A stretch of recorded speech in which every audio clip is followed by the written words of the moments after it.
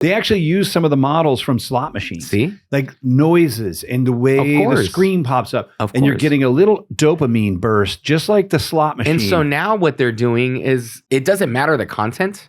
It's like an algorithm thing where it chooses, and then that one gets more, and then all of a sudden it doesn't. And it's a manipulative tactic to create an addiction. Yep. And so social media addiction, I think in the next 10 years is going to be something that we really see that people are going to take serious, because I'm sure it's causing mental health issues and self-worth issues and all kinds of stuff, because it's so fabricated now that it's hard to really see through the smoke. Mm-hmm. You know what I mean? It's just a different world.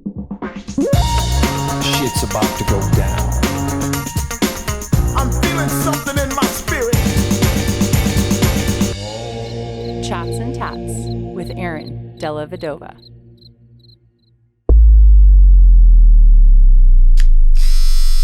Hello, friends, neighbors of planet Earth, lovers of art, lovers of creativity. I think a lot of you lovers of this show. Thank you for even listening. Thank you for being here today. I couldn't be more pumped up.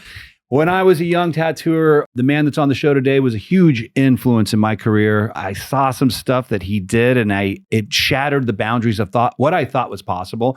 And I started tattooing differently ever since that day. So to be sitting here with him today is a huge honor for me. Let me give you some of his accolades. All right, this guy's been tattooing for 22 years. He's also an amazing painter. He's most known for his photo-realism tattoos, which are fucking impeccable. It looks like a goddamn HD photograph on human tissue. It'll blow your mind. And because his work is so epic, he's had the honor of tattooing a lot of badass people. I mean, Puff Daddy, Drake, The Rock. He's now working on the 3rd season of Ink Master. He was on LA Ink.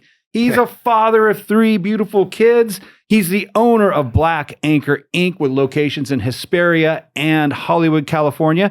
He's the creator of Revolution Ink, which some of my boys here at the shop have been using. I'll be trying soon. He just broke down how he makes the stuff. I can't wait to try this ink. I've only heard great things about it. And he also makes Vortex rotary machines. By the way, he's sitting right here listening. I saw a picture of those things. They're fucking beautiful. Yeah, I'll send you everything, man. I'm like slow and steady. I don't like put a lot of stuff out there. But yeah, go ahead. Sorry. No, you're all right. Well, with all that being said, you heard his voice already. Please welcome my guest today, Nikko Hurtado. Dude, thank you, bro. Thank you. I'm honored to be here, Aaron, man. Oh, man. You know, I've been such a big fan of your work for so long. Oh, really? For sure. Come on, man. Don't tease me. So I'm going to tell you. So we're going to jump into this because I feel like this is important for me to say, and you just gave me such a great introduction. Thank you.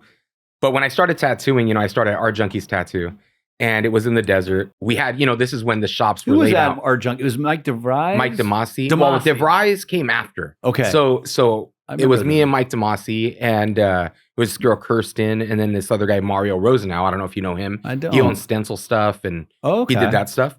But he, you know, when I started there, it was all like flash when you walked in. It was like Cherry Creek flash and all that stuff. Remember that stuff? Oh, yeah, man. Cherry Creek. The best flash in the shop was a collaboration flash between somebody named Aaron Della Vedova and Bill Canales. And yesterday I was at Bill Canales' shop. His shop's named Full Circle, which is full circle for me. First time I ever met the guy. I took 2 days of his workshop. The Dragon Workshop. Yeah, the Dragon Workshop. We'll get into you going there. I like that you did that. For sure. But the cool thing is when you had asked me to do this podcast, it seemed like the perfect timing, because this collaborative flash you made with Bill, you know, was a special moment in my career, because I remember that flash. I remember what it looked like. I remember the drawings. Like, I remember that was the stuff I wanted to tattoo. I'd always try to tell people, let's do this.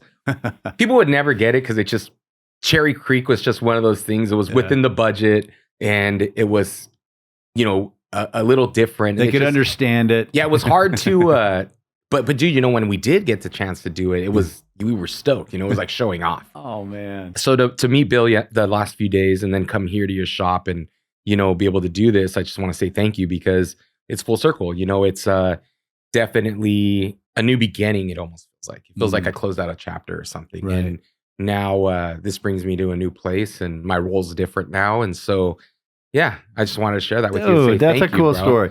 Yeah. You know, it's funny, because that set of flash, I do get a lot of people to say that to me. Not back when I did it. I didn't think anyone gave a shit about it. But now 20 years later, occasionally a guy will be like, yeah, your flash is Yeah. still in our shop. It's That's killer. awesome. Yeah, and Bill was the inspiration for me. He really did a black and gray set like that. And I was like, damn, and that's why I did it, was because of Bill. Bill was a huge part of my growth for sure. I worked with Bill for a number of years, and amazing human being, guy that's still pushing it after all these years. I think he's been tattooing about as long as me. Great dude. But it was really interesting though to hear you were in town doing the dragon class, Yeah. obviously, because you're Yeah. more photorealism kind of Yeah. guy. I'm like, what's he doing over there? He must know Bill. But now I know you don't know Bill. Why'd you go to take a dragon? So I'll even Hey. tell you how this happened. So the funny thing is, I work with this guy, R17 Ricardo, great black and gray, like single needle tattooer, great guy, works really hard. His story is so crazy from where he comes from and how he's changed his life. And I wouldn't put it out there. I'd let him, that would be inspiring to so many, you know, right. because this guy's he's an inspiration to me. And I feel like he was placed in my hands to kind of help him out as like a mentor in a way, you know, and I'm sure you've had those types of people. Oh, definitely. With that being said, so Ricardo booked the class and then was like, I just booked Bill Canales' dragon class. And I was like, oh, dude, book me if you can, if you haven't bought it. And so he did it. And when I showed up, you know, Bill was like, oh, what the fuck? Like, I think I threw him off guard or whatever. But I took the class because, you know, now, you know, I do what I do, you know, and I'm going to continue to do what I do. But meaning your style of tattoo. Yeah, my you're style. not trying to change into Japanese dragon. Yeah, I'm not going to like, dude, that takes a lifetime to master and learn. It's obviously something that I respect and I really enjoy looking at, and even maybe doing it my way, you know, in a neo way. But like judging these tattoos on this show, Ink Master, is definitely, I hold in high regard, and I want to respect the artists that do this. So artists are coming in with different styles, different backgrounds. And, you know, we can all say what a dragon looks like. We all know what a dragon looks like. Yep. And we know an idea if it's wrong or right. Right. But I don't have the small nuances and the information. I've worked with great tattooers like Jamie Sheen that did Japanese tattoos. And he was already kind of transitioning into realism. So he was like not wanting to, he was already over it. He did all that stuff for so long.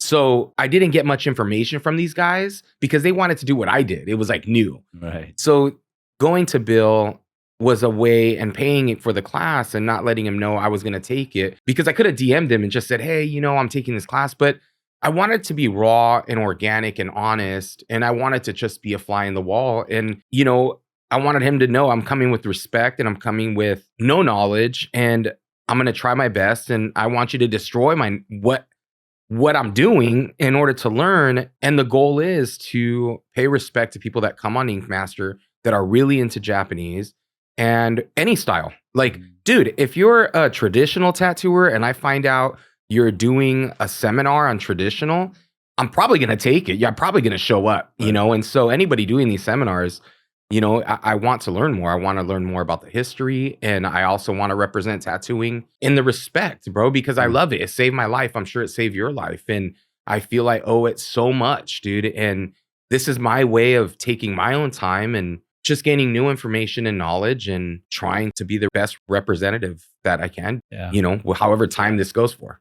To me, what I hear there is it's love. You're giving love back to what is taking care of you. And that's really the chapter I'm in as well. You know, I still got to work. I still got to tattoo. I still got to run my shops, but I'm much more focused on that now. You know, we've all been very fortunate to become tattooers. This art form has made my life.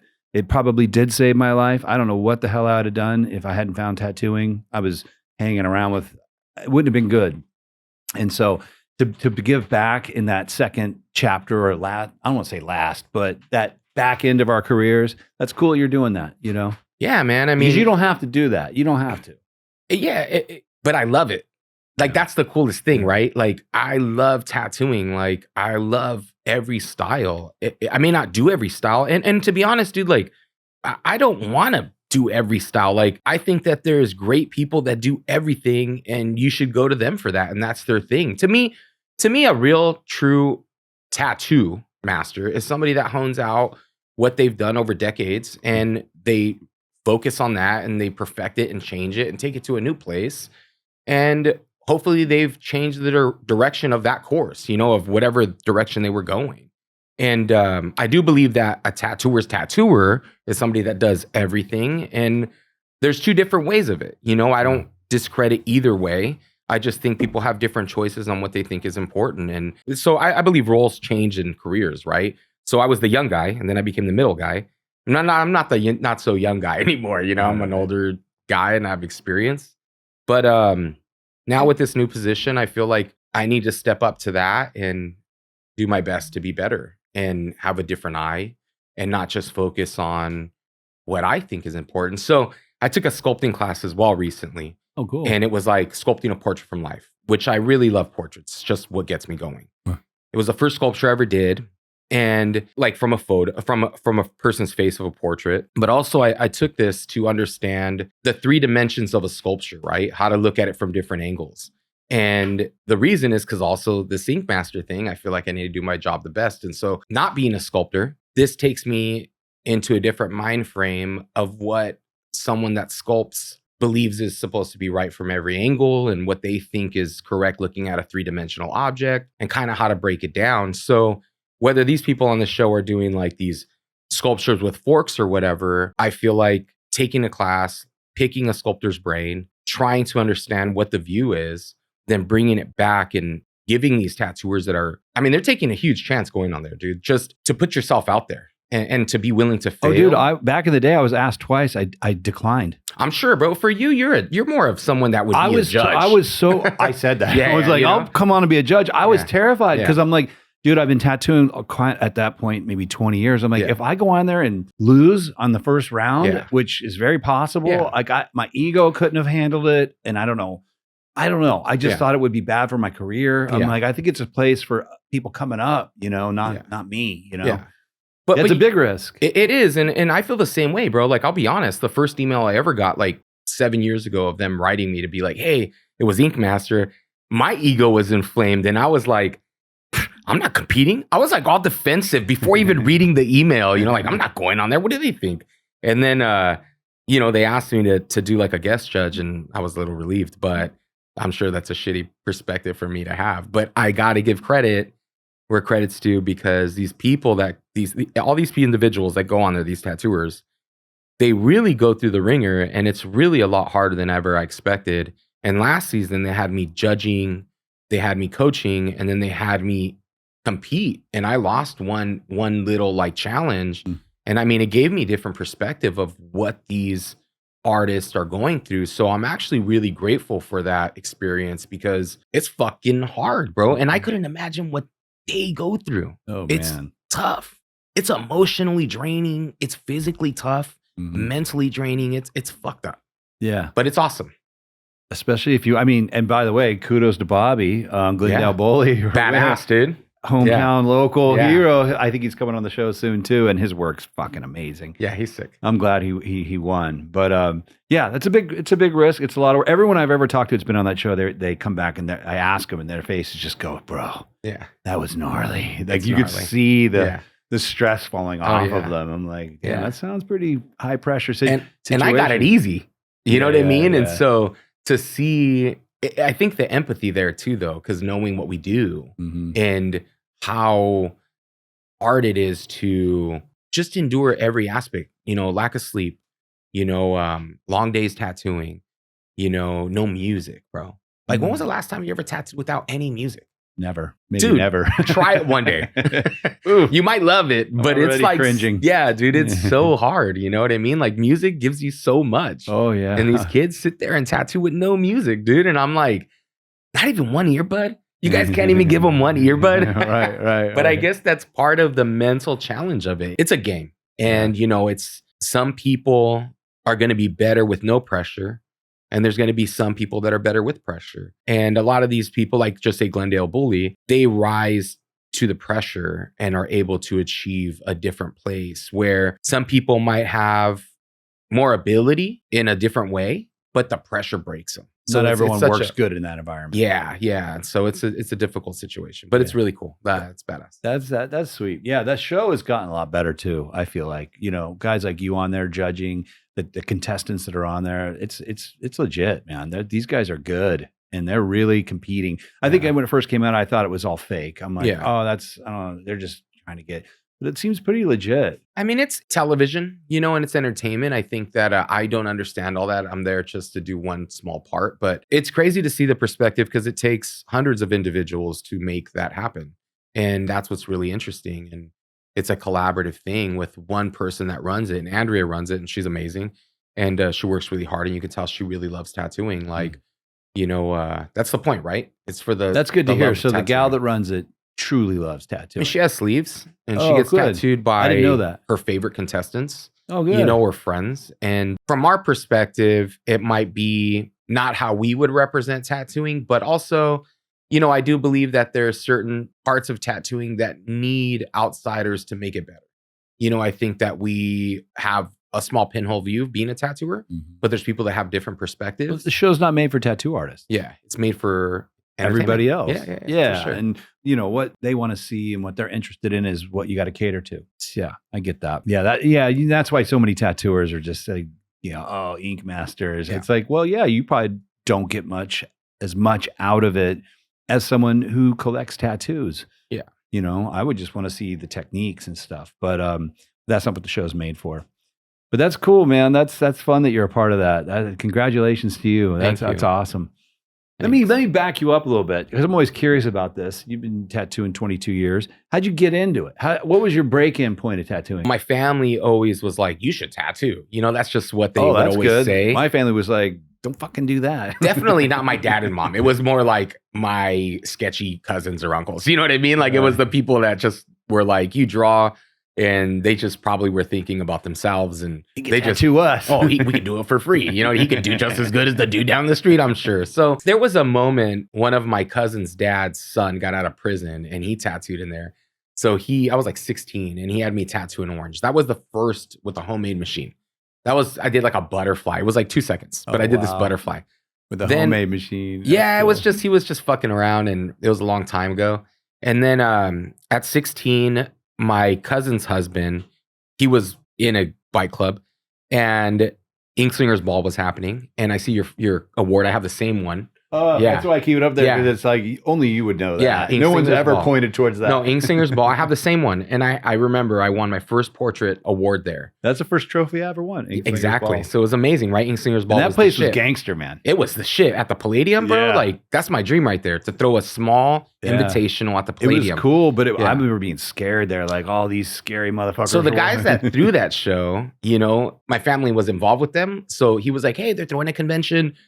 We should check it out. So they took me at 16. And I remember, man, it was the fucking coolest thing I ever went into. It was just raw. It was dark in there. Yeah. I remember seeing Robert Hernandez the first time. And back then it was fucking crazy. But I was 16 years old. And then I didn't do anything with tattooing or nothing. But me and my buddy, Mike DeMasi, used to talk about tattooing, and it was his dream. And he started selling me on that idea. And then he opened his shop, Art Junkies. I was about 20 years old maybe. And I was working construction. I didn't graduate high school, but I did art. And I stopped doing art for like 2 years. And so I walked in just to congratulate my friend. Hey, dude, congratulations on your shop. This is awesome. And he opened it with 3 other people, his girlfriend, and then a couple. And when I walked in, he was like, you should apprentice. And I was like, yeah, maybe. And I had already tried to apprentice at, I don't know if you ever heard of Tattoo Image, where Big Ed worked. Remember Big Ed? You ever heard of his work? I've heard the name, but I don't know. Amazing tattooer, bro. Like, had a sleeve from Jack Rudy, did very similar work. Like a Tim Hendricks, Jack Rudy. Like, he was friends with like Dan Dringerberg, but this guy, Big Ed's badass. Knew Dan. Yeah. A lot of machine knowledge out of that, man. Yeah. So Big Ed, badass in the desert, low key dude, amazing tattooer. I went there to try to get an apprenticeship, and they were like, hey, if you didn't get into it 10 years ago, Ed wasn't there. One of his workers was there. But he was like, if you didn't get into it 10 years ago, you'll never get into it. And this is before Mike had opened his shop. So I kind of gave up the idea, And then Mike opened his shop, and I went in there to say what's up. And he's like, you should learn how to tattoo. I'll apprentice you. I had no tattoos. And I was like, I'll be here tomorrow. And he was like, yeah. And I'm like, yeah, dude, I'm not busy, like it's winter and construction's slow, and I saved a little money. So yeah, I'll come. So after that, I feel like, and this is going to sound crazy, but I feel like tattooing chose me because I walked in, it wasn't forceful. As soon as I started apprenticing, I was busy, bro. Like, I was busy 3 weeks booked out as soon as I was able to tattoo. After that, it was 6 months. And it's just because people knew I drew. Which was super unique back then in a way. Yeah. Which was, it was just, I don't understand it. But I was very lucky, and tattooing grabbed a hold of me and shook me, man. And that's why I say it saved my life, because a lot of people around me didn't do much with their life, and nobody gave me anything, So everything I've built and I have is from tattooing, and my kids have a better life because of tattooing. My daughter wants to tattoo. She's 17 right now. It's definitely been a roller coaster, because tattooing took me back to art too. You know what I mean? Like, I gave up art because I was like, I'm never going to do anything with this. And somebody had told me when I was not drawing that I was losing my soul. They were like, oh, that's sad. You're losing a piece of your soul, not drawing. And I was like, you're a weird hippie. I was like, back then I was like, you're crazy. I don't know what you're talking about. But when I started drawing again, I realized she was right. And I didn't know. Like, she was actually more knowledgeable than where I was at. And I did lose a piece of my soul. And tattooing has replenished my soul, has made me re-fall in love with art and fine art. And it's actually given me a purpose for my life, as far as like other than being a father. And yeah, dude, I'm really grateful for it, because it was unheard of at the time, like back then, I'm sure 30 years ago, even more so, like people were like, you're tattooing, you're crazy. Yeah. Dealing with these people, you're crazy. Like, you're never going to do nothing. But you've probably traveled the world. You've done tattoos on Joe Rogan, all kinds of people like this. You've made great relationships. You have a beautiful shop, and look at how much you're pushing. Like, what a blessing. Yeah, it has been. And that's the best part, really, is I never wanted to own a shop. The only reason I started Guru was because I couldn't find anywhere to work with other people that were kind. And then I got sick of it, and I was like, fuck it, I'll just do my own spot and I'll hire kind people. And that didn't happen right out of the gates, by the way. It took years of people coming and people going to get to this point. But and then that flipped into gratitude for how much, I know they come and they go, but I also know that being here in this place I've built is going to be something positive in their life. And that's probably the most rewarding. That, in addition to the clients we touch, and leaving them with a great tattoo and a great experience. Like those, I look at the portfolio secondary, It's just, that is what warms my heart. For sure. Because there's a lot of people out there, man, they work 30 years and they look back and they're like, and what the fuck was that all about? Yeah. All I did was, I was in this office, doing this thing for this big company. And, if you're in that position out there, people, I'm not judging you. Yeah. I'm just saying I'm fortunate to have it. Really, I feel like it meant a lot. I feel like it's helped a lot of people, and still does. I think you're in the same boat. And that's a cool thing about what we're doing, Dude, for sure. I mean, but what's crazy is I'm starting to experience the people that are in tattooing that feel the same way about the office job. I'm sure you have too. Like, these guys that have been tattooing for, 20, 30 years, and they're just on the different side of the gratitude, that there's that fence, and they jumped on the opposite side. And a lot of these people are really talented, and I feel really unfortunate for them, because I'm like, I almost like want to shake them and be like, dude, you're cutting your own blessings out because you've been doing this so long and you have the wrong perspective. I've seen your accomplishments. It's just that you don't see them. And it's unfortunate, and I think it's sad to see that with people you even care about.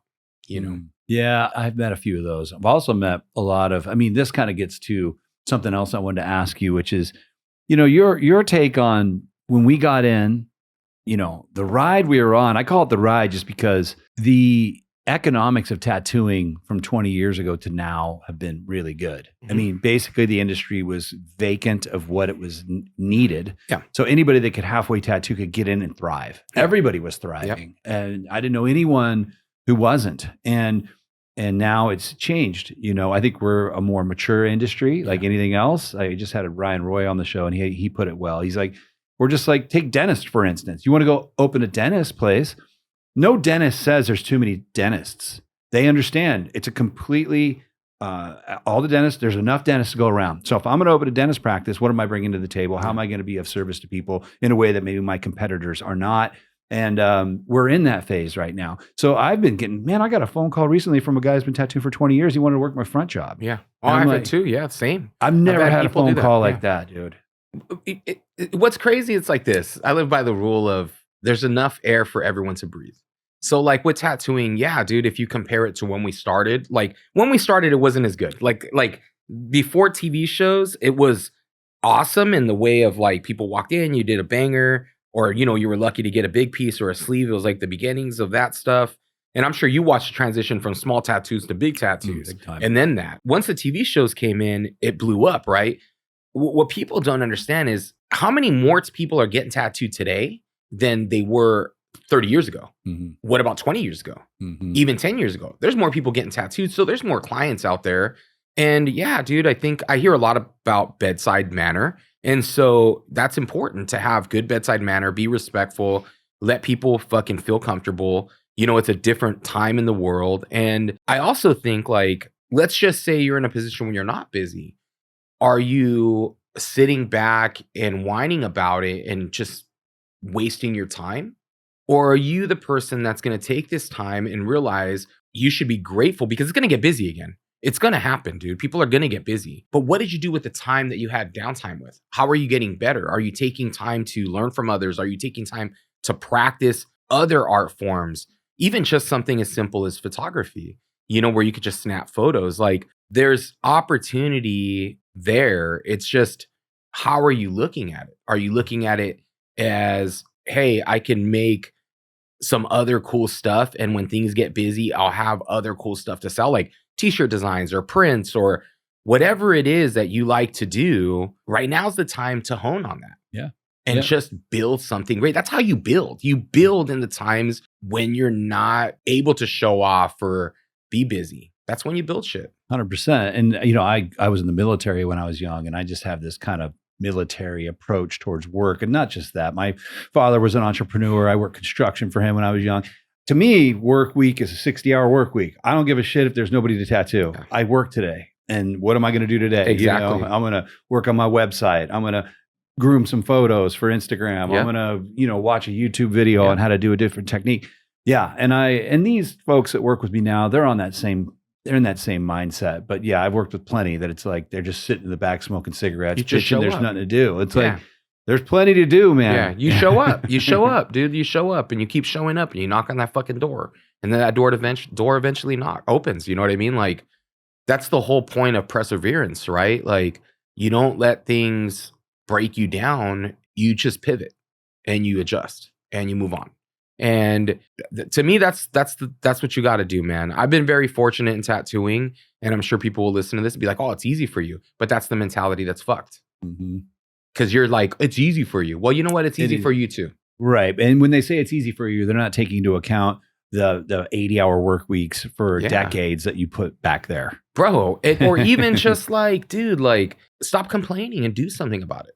You know, like, do something. Like, it doesn't need to be a tattoo. Like, dude, my shops are hindered right now because of, you know, the economy and stuff. Like, I feel it. It trickles all the way up and down, you know? I feel for these guys and I understand. It's just, I do believe that right now, if you aren't busy, it's time to separate yourself from the herd. And the way you do that is by putting your head down and making shit happen.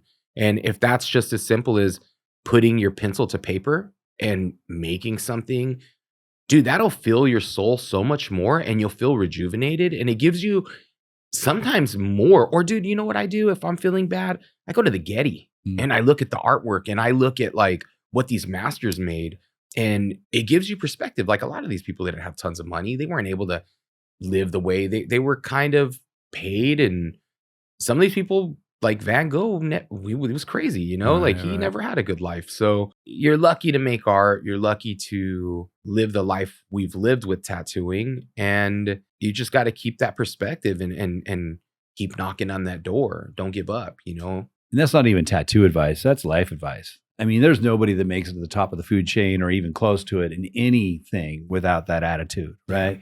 If you're looking for somewhere to sit your ass and just get a paycheck every week, don't come here. Yeah, that's not, you know, on that perspective, because the economy last year was rough. This year seems a little better, but we'll see. But Ryan Roy, who was on the show, he does a lot of financial stuff for tattooers and investigates the economy and the economics of tattooing. Their predictions, his people that he talks to that are economists, we're supposed to triple our net cap next 5 years. Imagine what we're doing. We're already in the billions, by the way. Tattoo industry is in the billions. Yeah, for sure. That's machines, inks, everything we're doing. That's supposed to triple. Yep. all those folks out there that are like thinking doom and gloom, no, it's there. And more is coming. You just got to be ready and prepared for it. And how do you do that? In the downtime, you prep. In the downtime, you build. Well, that's what COVID. I heard you mention some stuff of what the things you did during COVID. You didn't just sit there and cry. I never had. So the Vortex stuff wasn't even the stuff I was doing. Tattooing's so highly guarded, and especially tattoo pigment making. It's so highly guarded. I feel like tattoo pigment making on a mass level is as guarded as tattooing was probably in the 80s, dude.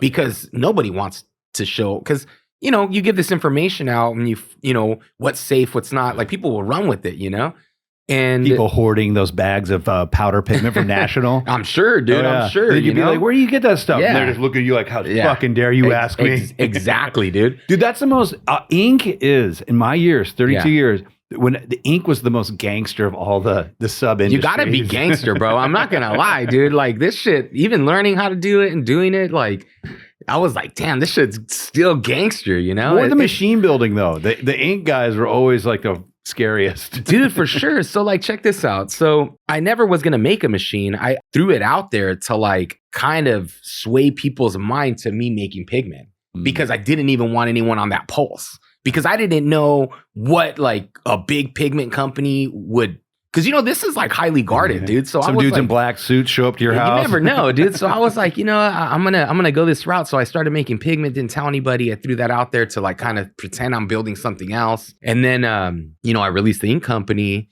And then in time, I just slow and steady I just like making shit. I just wanted to step away from working with any companies, dude, because these companies just sometimes you do a lot for them. And dude, like if you use a product, right, and you're doing good with it, like, okay, that product might cost $10 and you get it every few months, right? And, you're sponsoring this. Without the tattooers, these products don't exist, bro. And without great tattooers pushing it, and this is the perspective, man, that's why I really haven't jumped on the bandwagon of like, I got this pro team or a sponsor team. That's cool. And I love it. I love that people like to be a part of a team. And I'd love to build a team with my products. But at the same time, man, I have trouble owning people. I have trouble owning like, and I get it, it's a trade, but I'm such like a rebellious, gypsy natured person that I want to travel. And if you tell me fucking, drink that water, I'm going to fucking drink the coffee. Just out of pure, and I don't know why I'm like this. I'm still like this. I'll even have people be like, don't do that. I'm like, fuck that. I'm going to do this. It's just the way I've always been. Because sometimes I'm like, well, why don't you want me to do that? Like, why are you telling me to do the opposite? Like, what's the benefit? Like, what the fuck? So it starts to trip me up, or if people start to bully me, which I've had happen, I'll go even deeper into the other end because I know the end result is we all die, bro.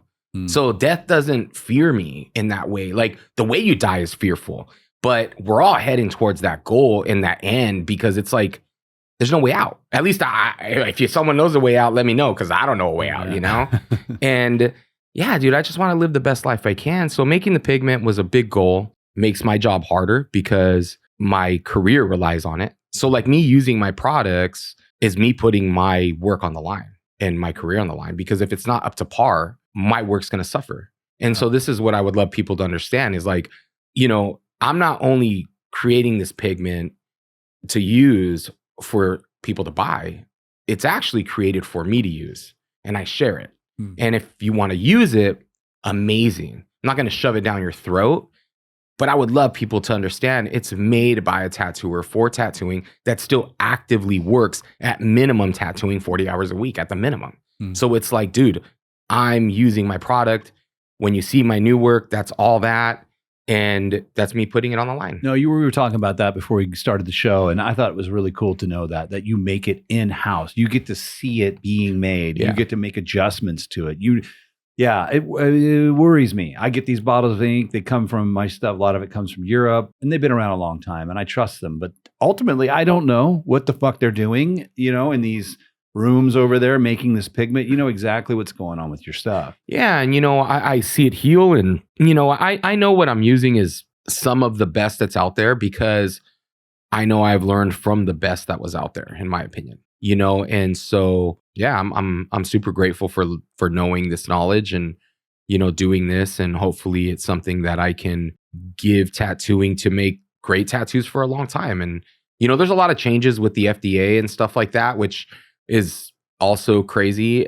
But I think everything is positive. You know, like I'll tell you this, dude. The first 2 months I had my pigment company, the FDA showed up. And the guy even told me, he was like, I don't even know why I'm here. He's like, you have nothing here. And I was like, okay. And he was super cool, super kind. And I played the game and I did what I was supposed to do. But somebody called on me and they were bugged, but they did me a favor. So thank you, whatever or whoever sent them, because it was so early on, I got ahead of it. So their anger actually helped me. So somebody called the FDA on you to try to fuck your game up. Fuck yeah. Bro, there's so much more, dude. I probably have a suspicion who it was, too. No, you know, there's probably tons. Because, like, you know, with me, I know that I'm a motherfucker. And I know that people have their opinions on me. Or even know me and have their perspective. I'm going to say this right now, dude. Yeah. 32 years, I've never heard a bad word spoken about you. I have never heard a bad word spoken about you. Only good shit. But I think these people would do themselves a disservice by doing that because they know that they're in the wrong. Do you know what I'm saying? Because I didn't do anything to them. Like, I've never done anything to them if anything, I've done only good for them. And they know that. And so I don't have a bad word to say about them. I'm just saying that's why I don't drop names, because there still is that amount of, like, you know, it's unnecessary also, I'm not going to speak people's names in existence. I'm not going to give them that power. They're not worth it. But, you know, with these companies, dude, you know, I wish them the best and I'm grateful for what we did together and the experience. But most of these companies approached me. I didn't approach them. So if they approached me, they seen the value in me. They seen what they could do. And if they gained from me, cool. And I gained from them, cool. It was mutual. Yeah. But they don't own you. I don't want to be owned. Yeah. I want to own myself. And dude, honest truth, if I fucking see like Mario Barth, I respect, you know, him and his pigment and what he's done. And, you know, Adam Everett that created, you know, Fusion and all these, the beginning of Eternal and all this, like I respect him. Like these people, I respect what they've done. You know, even Tramp, what he did with Eternal, like I have mad respect for these people, you know, and their products are good products, and I would still buy their product. I would still look at their product. I would still use it. You know, I don't feel people use it in my shop. I don't feel any type of way. Solid Ink, Federico, you know what I mean? Like that stuff's good stuff. Like I would never sit here and say he's anything. A good dude too. Yeah, they're good people, man. And he is a good dude. Yeah. Super good dude. And I will say this about Federico. Like when I seen him last year at Gods of Ink, and he was like, good for you. You deserve to have that ink company. And it was so nice, you know, and that's why even Adam, dude, he's cool. And every time I've seen Mario, he's cool. Like, and I'm sure if I've seen Tramp again, I'm sure he'll be cool. Like, I'm grateful for these people, and I've used their pigment throughout my career, and I've tried it. And so I'm at a point where I had the opportunity to make it. We had the downtime with COVID, just like people have downtime right now. And that's when I built it. And that's what I'm saying. Like right now, if you're slow, do something. Just fucking do the Nike thing and say, just do it. Yeah. Just do it. Yeah. That's fucking dope. Yeah. And you know, hey, I know you believe in karma. I don't know what you call it, but it's real. Yeah, of course. You know? Of course. So, you know, I always tell people, I've had some people do some shitty things to me over the years, and I've had opportunities to shit on them back. Yeah. And I never take those opportunities because I'm always like, hey, man, that's not my job. Yeah. The universe has a system for this. For sure. You want to do some shitty stuff? It takes care of them. Not tomorrow, maybe not next year, but I'm old enough now to see that karmatic system. I've worked on a few folks. For sure. I'm like, oh, it's real. Like, look at that. They're getting their due. For sure. And I'm sure it's worked on me. We all I paid prices. I've made mistakes, and I paid for them. Well, I have a few more to pay for, you know? Which is totally fine. Yeah. You know what I mean? I think there's a difference between me and you, though. My mistakes I've made that might have hurt people were truly on accident. Exactly. Or you were doing the best you could with the decisions. Like, the opposite might have been worse. Right. You know what I'm saying? I've got to make this call. That's going to be sucky for them, but it's going to be, it's about the greater good. I've never been the guy that's like, oh, let's get him. Let's call the FDA on that guy. Maybe we can fuck his game up. You know, dude, I'll be honest. I fucking definitely at moments fucking had those thoughts cross my mind. And I'm sure you too, where you're like, I fucking, I'm so mad. But then you calm down and you gain a little perspective and you breathe and you're like, that's not me. Yeah. I'm not that dude. You know? I just notice how I feel when I feel that feeling, right? I think to myself, what I feel like right now is what I'm going to attract into my life. And if I attract how I feel right now, it's not going to be good.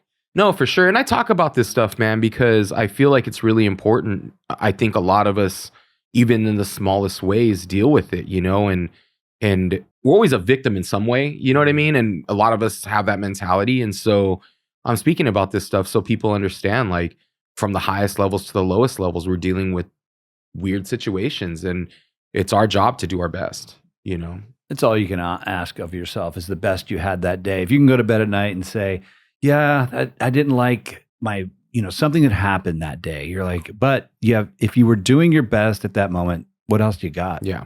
I love the book.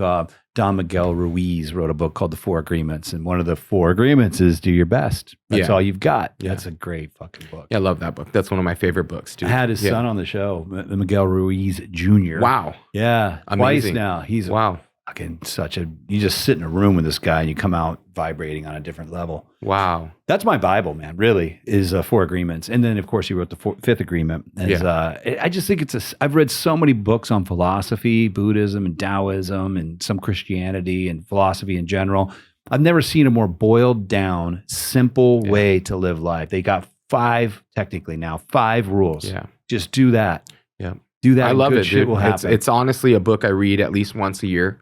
I always go back to it too. And Me too. It's something that has changed my perspective. And yeah, honestly, reading books is really important. I don't like to read. I'm too ADD for it. I'll listen to audiobooks That's and what I just do. kind of do something on the side. And I'm able to, ingest it better when I'm doing something along with it. I don't know why, but yeah. If I read, I fall asleep. Yeah. I can't, dude. My brain is too scatterbrained. I start reading and I start thinking about like fucking, I don't know, different thoughts. Right. But when I listen to it and You're do with something, I can I can absorb it. I'm the same way. I do almost 100% audio now, especially when I'm driving. Yeah. But yeah, that book is one I return to as well. And, in that book, they talk about being impeccable with the word is the way they put it. And I was listening to you on the Tattoo Guardians podcast, and you had said in there, the devil in your head. And I knew what you meant by that. Yeah. And the devil in your head being what narrative, that voice, we all hear it all day. What's it saying about you? Yeah. You suck. You're not good enough. Yeah. Da, da, da, da. That's a big one, isn't it? Like people think that's more about what you're saying to others. Yeah. No, man, that comes second. Yeah. What are you saying to yourself in your own brain? Yeah. It's true. You know what's crazy, man, is I'll even say it like this. So when I started tattooing, just to come off of that, I remember, and this is something for people to know, and this is something most probably wouldn't share. So I remember doing the first portraits I ever did, right? And I read a interview with Corey Flatmo when I first started tattooing, and he was like, oh, it takes 10 years to make your career, and this and that. And it was really amazing. And he became one of my biggest inspirations from that point. I would tell myself, I'm going to do it in 5. And then I would go in the mirror at the shop. And before I did a portrait, I would tell myself in the mirror, this is going to be the best portrait you can do. And this is going to be your best that you've done. And I would say it over and over into the mirror in the bathroom like a freak. And I still do it today. So I'll do it, just say, so it's different position, right? Or it's different type of situation. But let's just say this, I'm at Ink Master and I'm in the dressing room. I will say, I'm going to do my best. I'm going to do my best right now. And this is what I'm going to do. And I try my best. And so I love smoking weed. I don't drink alcohol. I haven't drank much for a few years. I'll drink maybe, like just say Aaron said, hey, let's do a shot. I'll do a shot with you.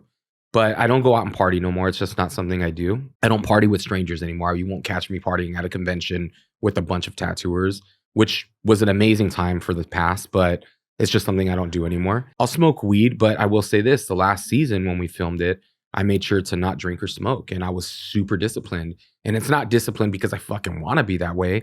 It's because I feel like the tattooers that show up there deserve me to be my best for them. And so I need to keep showing up that way. But this is something I do, is I always try to speak to myself out loud in a mirror and say, you're going to do your best today. And it's not every day, and it should probably be, but it's in these moments where I really need to achieve my highest self. And maybe it helps out to be impeccable with your word in that agreement, but it's just something that I've done for so long.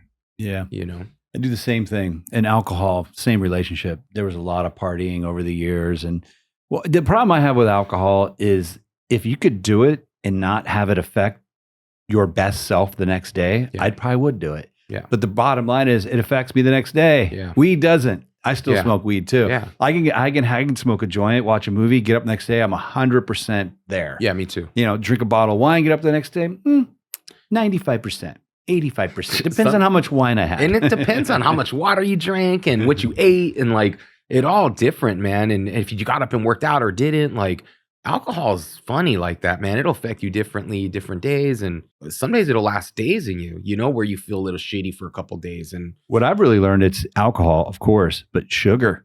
oh yeah, for Sugar. sure. Like For sure. when I have big work weeks, I just got done tattooing a guy for 3 days. I mean, literally the day before he flew in, I'm on keto diet. Yeah. And I'm on keto the entire fucking time. Wow. I'm 52.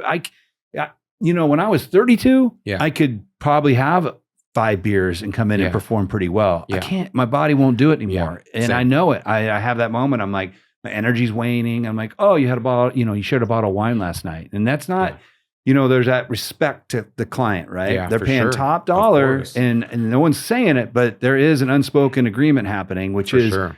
you're showing up totally there, right? For sure. And when you aren't, you're breaking your word. For sure.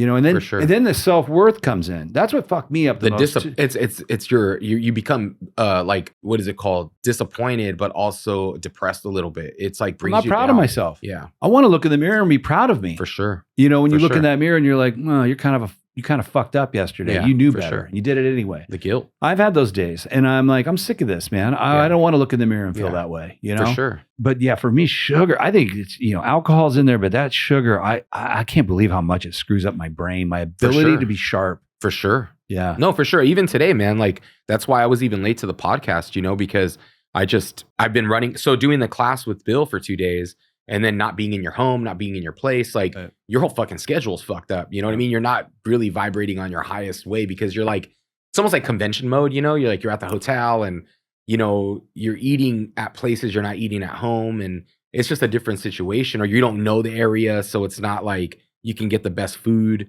or whatever. And I tend to make different choices, because I'm like, I'm on vacation.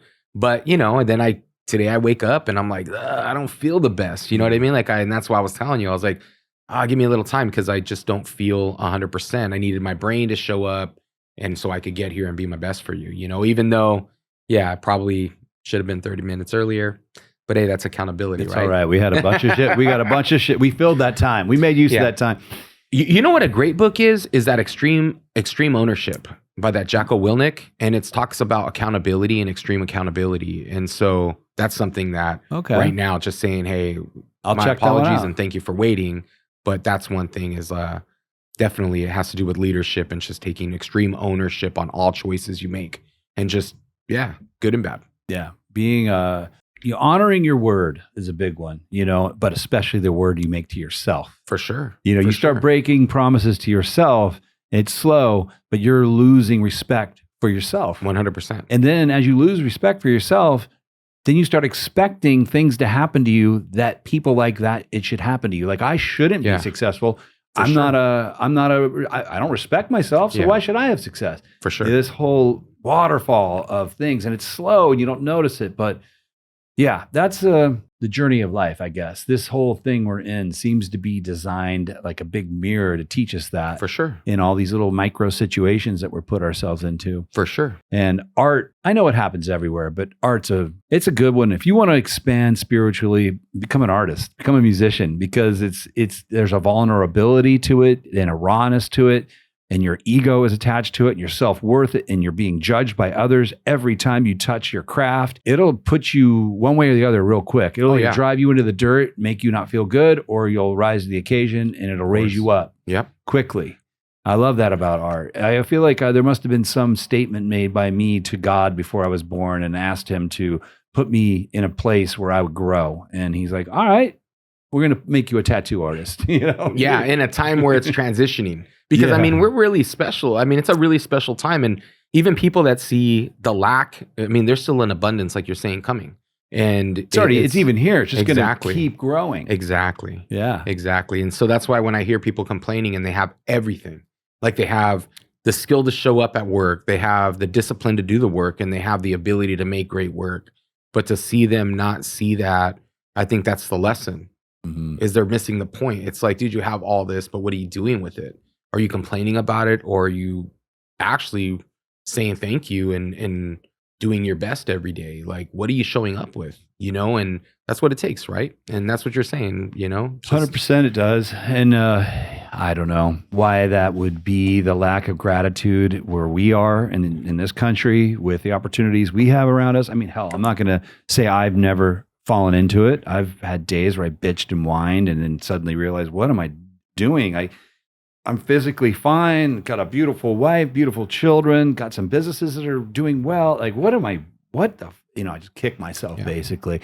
I think social media has played a huge role in that, this comparative thing people are doing. You know, and that's something I wanted to ask you about. I mean, you have you got almost 2 million followers. Yeah. Social media, how do you manage your relationship with social media? What are your, I know you got rules. I'm going to break it down easy for you. Okay. So let's say this cup is a tool to drink some water, right? But if this cup fell and broke and the water went all over, is it going to just completely destroy your day? That's Instagram. Instagram is great. That. You know, I got a big cup and it's got a lot of water and I would hate to see it fall over. But in the end, dude, it's a cup and there's going to be another cup to replace it, like TikTok. And there's going to be another cup like YouTube and Twitter and all these things, right? Yeah, it's important and it's something that hydrates me. You know, it's awesome. Convenient. It's free. But I don't put my whole life in it. Like my whole life doesn't live in this. And neither, it shouldn't be social media that you feel like that about. Usually I compare it to a hammer. And I'm like, okay. That's the one I use, the hammer. The hammer. Funny. So you nail it, you know, and it's a hammer, dude. And it's a tool. And it's a tool to get us, it's free. Yeah, they've started, you know, people have paid for it now with the, you know, what is it, promotion and the like the blue check mark and things like this. But it's a tool. And if your hammer broke, you'd buy a new hammer. So I understand it because our egos are in it and we've watched it be decimated. Continue to use it. Continue to use it. It's free. Don't give up on it because perspective's everything, right? And so some of these guys I work with, you know, they might not have the same following as me, but they do have a following, right? And so when they're like, I got 50 likes, but they used to get 1,000, right? I ask them to envision 50 people. Like envision 50 people in a room. Bro, 50 people is a shit ton of people. Yeah. So let's just say somebody gets 5,000 likes. Bro, if a musician was playing a venue that had 5,000 people, they'd be proud. It's a lot of people, dude. Yeah. So 5,000 people. Put it in perspective. Yeah, perspective's everything. And if you envision these people, even 20 people, even one person, man, that's one potential client. You don't need 500 clients. You just need to get to the right people and get them to get tattooed. And you got to be grateful for that support. So I used to check it. So like when Instagram was amazing, I was addicted. I would fucking post and then I'd fucking watch those likes go up. And it was like, I remember Jared that works at Fusion had told me one time, he's like, it's been 10 minutes. You got 10,000 likes. He's like, it's fucking crazy. And yeah, it was crazy at the time. Now it's way different. I'm not going to let that control my happiness, bro. Like, yeah, there was a transition period where you're like, what's going on? But once I realized like I have zero control over this, it's not, obviously there's something beyond my power. I'm just going to keep using it and I'm going to be grateful for whoever is still supporting me. And I'm busy tattooing. So as long as I'm busy tattooing and I can continue to do what I like, I'm not going to complain. But even if I'm not, dude, I'm going to find a way to stay the course and create art if I'm not busy tattooing. So I just try to keep and pivot and adjust. And I try not to put all my eggs in that Instagram basket. It's a great tool. I'm super grateful for it. But just say something like TikTok starts, right? I make sure to jump on that platform, get my name, and, you know, use it when I can.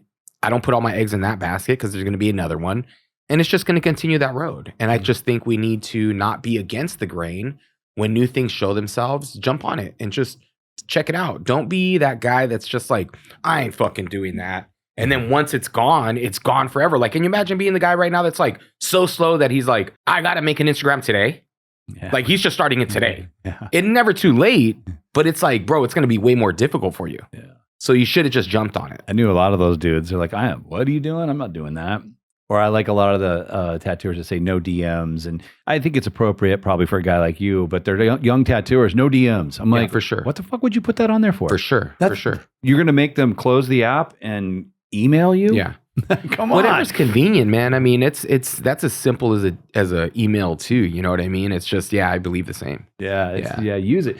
But beyond that, that's your relationship with your account. What about your relationship with social media? Do you catch yourself doom scrolling? Like, holy shit, oops, I'm addicted, bro. Like sometimes, especially when you smoke some weed, man, you just get addicted down that rabbit hole, especially TikTok, man. But I believe it's all, so what I believe, and you guys can tell me what you think, but I believe what social media did, like Instagram, is they've taken a no out of Vegas and gambling.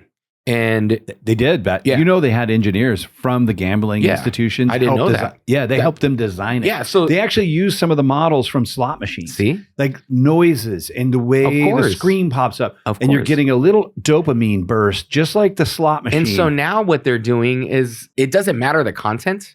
It's like an algorithm thing where it chooses, and then that one gets more, and then all of a sudden it doesn't. And it's a manipulative tactic to create an addiction. Yep. And so social media addiction, I think in the next 10 years is going to be something that we really see that people are going to take serious, because I'm sure it's causing mental health issues and self-worth issues and all kinds of stuff, because it's so fabricated now that it's hard to really see through the smoke. Mm-hmm. You know what I mean? It's just a different world. And the relationships love-hate. I'm grateful because it's added to everybody's life. But it also is an addiction, and it's hard to step away from it sometimes, because you feel like you're attached to it in some weird way. And even just looking at other people's lives, or I don't even know, dude, it's just a crazy situation. Social media is definitely a crazy monster. Yeah. I like how you ended with, I don't even know, because I don't know either, man. I think about it a lot, especially with kids. Oh, yeah. I catch them on their phones and I'm like, man, they're so young to be getting this type of exposure. We're lucky because we were fully developed already, mostly. And then the shit showed up. These guys are getting it at fucking 2 years old, Reality's different. Yeah. You know what I mean? Yeah. For sure for them. And also 2 years old, like you're going to school and then having to deal with social media in school. Yeah. Like that seems really hard, bro. Like bullying and stuff like that, or whatever's happening, that seems like a whole other, I guess, experience that we will never understand because we didn't do it, So the kids are dealing with shit that we don't even get. Whole different thing. They are. And I think there's a lot of bad there, but I also think they're getting trained to be prepared for the world that's coming in some weird way. For sure. I hope that they'll, it's almost like they got evolution. A new predator shows up and the species has to adapt to this new predator. And in some ways, this is a new predator. It will fuck you up if you don't handle it correctly. I'm hoping like my daughters, and my oldest is 18 in college now. But she didn't get it super young, and she functions and interacts with it, I think, on a healthy level. My 13-year-old, I haven't made up my mind of what it's going to do to her yet, but I'm hoping she'll have skills because of the exposure and be like, know better when she's 25. Like, I know how this works. Yeah. I know what it means to sit here and scroll for an hour. It's not good for me. Yeah. I don't know. It's we're all wondering that, that, and we are in a unique historical moment in Earth. Oh, for sure. It's like, for sure, a major transitioning period of fucking becoming cyborgs, bro. Like we're definitely a different breed with this phone in our hand and knowledge at any end, and to any end, dude. Like you have ChatGPT now, you have all these avenues to just gain knowledge. Like we had a question right now, we just open our phone, ask it, and instantly you have the answer. Like what world do you live in that, dude, you can be that smart? That makes you smarter. Like that literally adds knowledge to you, which is fucking crazy. It's an amazing. I use my ChatGPT all the time. Dude, me too. It's amazing.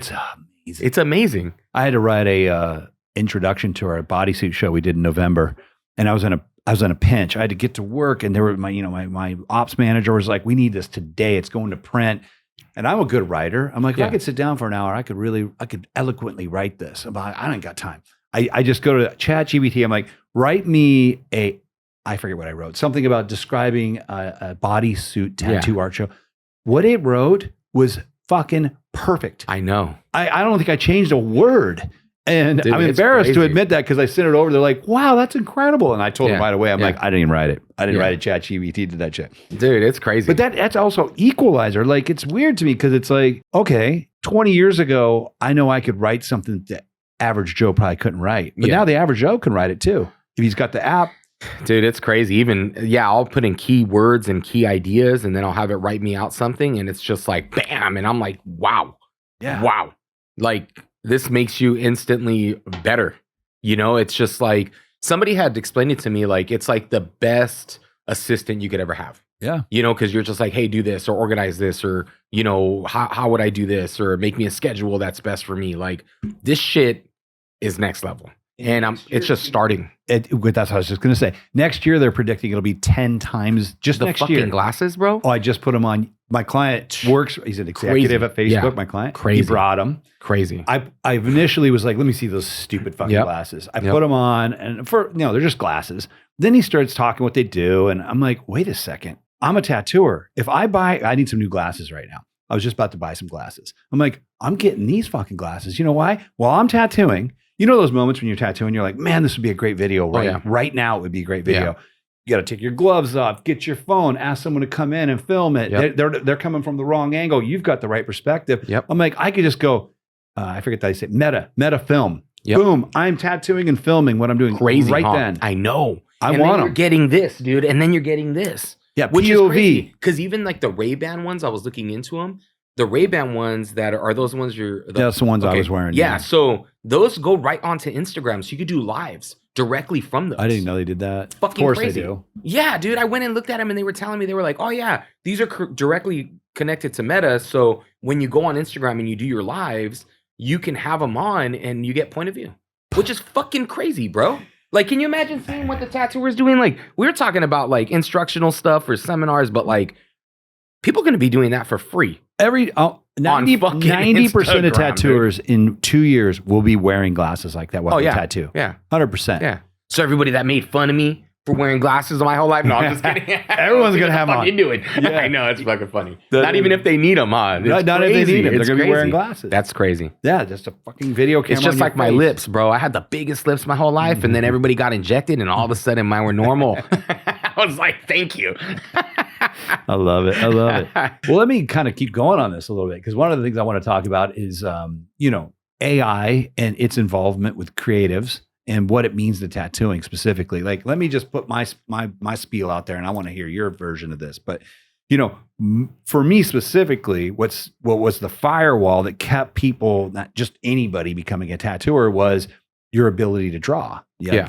I could draw some cool shit. If you couldn't draw cool shit, go get a different job. Yep. And maybe not completely, but just for the sake of argument, I'll say that's gone. It's kind of gone. I fucked around on Midjourney. I could not believe the shit it was making, dude. I would take a sketch, put it in there, have it modify it, and my sketch is now morphing into like these ideas I never thought of and turning into shit. And I'm like, people will still draw. I still personally believe it will be imbued with soul and spirit that'll be different than what AI produces. Yeah. But quite frankly, if you are a young person out there and you want to be a tattoo artist, you don't have to draw anymore. It will do it for you. You got to technically tattoo, and that can be accomplished with 5 years of steady tattooing. Let's face it, if if you got your shit together and you pay attention, tattooing is very hard. And obviously 30 years is different than 5. So the technical thing can be learned. You don't have to be born with some special creative talent. The one thing was that ability to create, and that's being removed. Like, I don't know. I'm okay with it, by the way, but I do see it. We're changing. Yeah.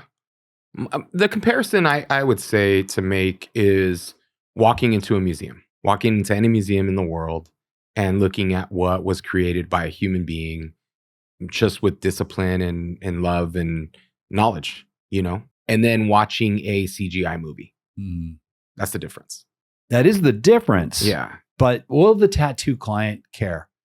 Think about I'll say that. it like this. Like, so you can't replace soul is what I'm trying to say. So like, you can tattoo it, you can have an amazing design and it be incredible. But let's just say you took the time to draw it you used Midjourney, and then you redrew it. And then you took that and you tattooed it. And you put all these steps into it and you really loved it, right? Like you just loved it. There's no faking that. If you just use Midjourney and you just use it straight up, no problem. You may love it the same. I believe in energy, and I believe in the amount of steps and time and love you put into something will vibrate. And that's why when you walk into a museum, you see these pieces that are almost mind-blowing. And they might have been created by many people. Like you have somebody like, a Peter Paul Rubens, and his greatest student was Anthony van Dyck. Peter Paul Rubens would have these huge workshops, ateliers, where he would have, multiple people painting on the same painting, and then he would come in and finish it, and he would take credit for it, right? It's kind of the same idea. They say that his greatest paintings were Anthony van Dyck paintings. And, it's one of these things where AI is going to take us so far, and I'm sure it's going to create, but like it takes you to put love and soul into it. And I'm not saying that you can just use AI and tattoo it and you're not going to put love and soul.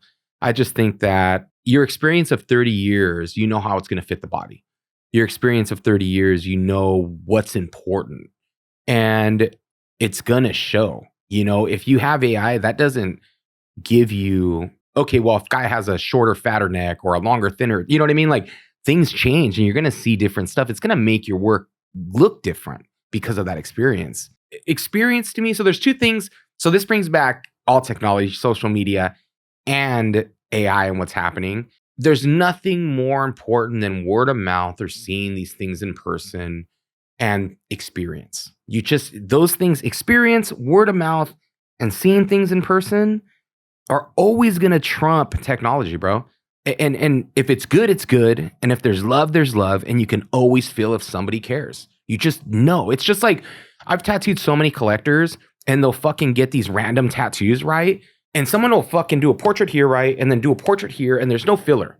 They won't even touch the other tattoo. Or they'll have a portrait here or some kind of piece here and then another piece here. And it's the last little piece, but no one takes the time to connect them. They always leave this fucking little gap. And I'm always frustrated because I'm like, dude, these people don't give a fuck. They're just like, let me have my spot and I'm going to show off. Like, I'll fucking go right into the other tattoo and touch it, I'm the same, yeah.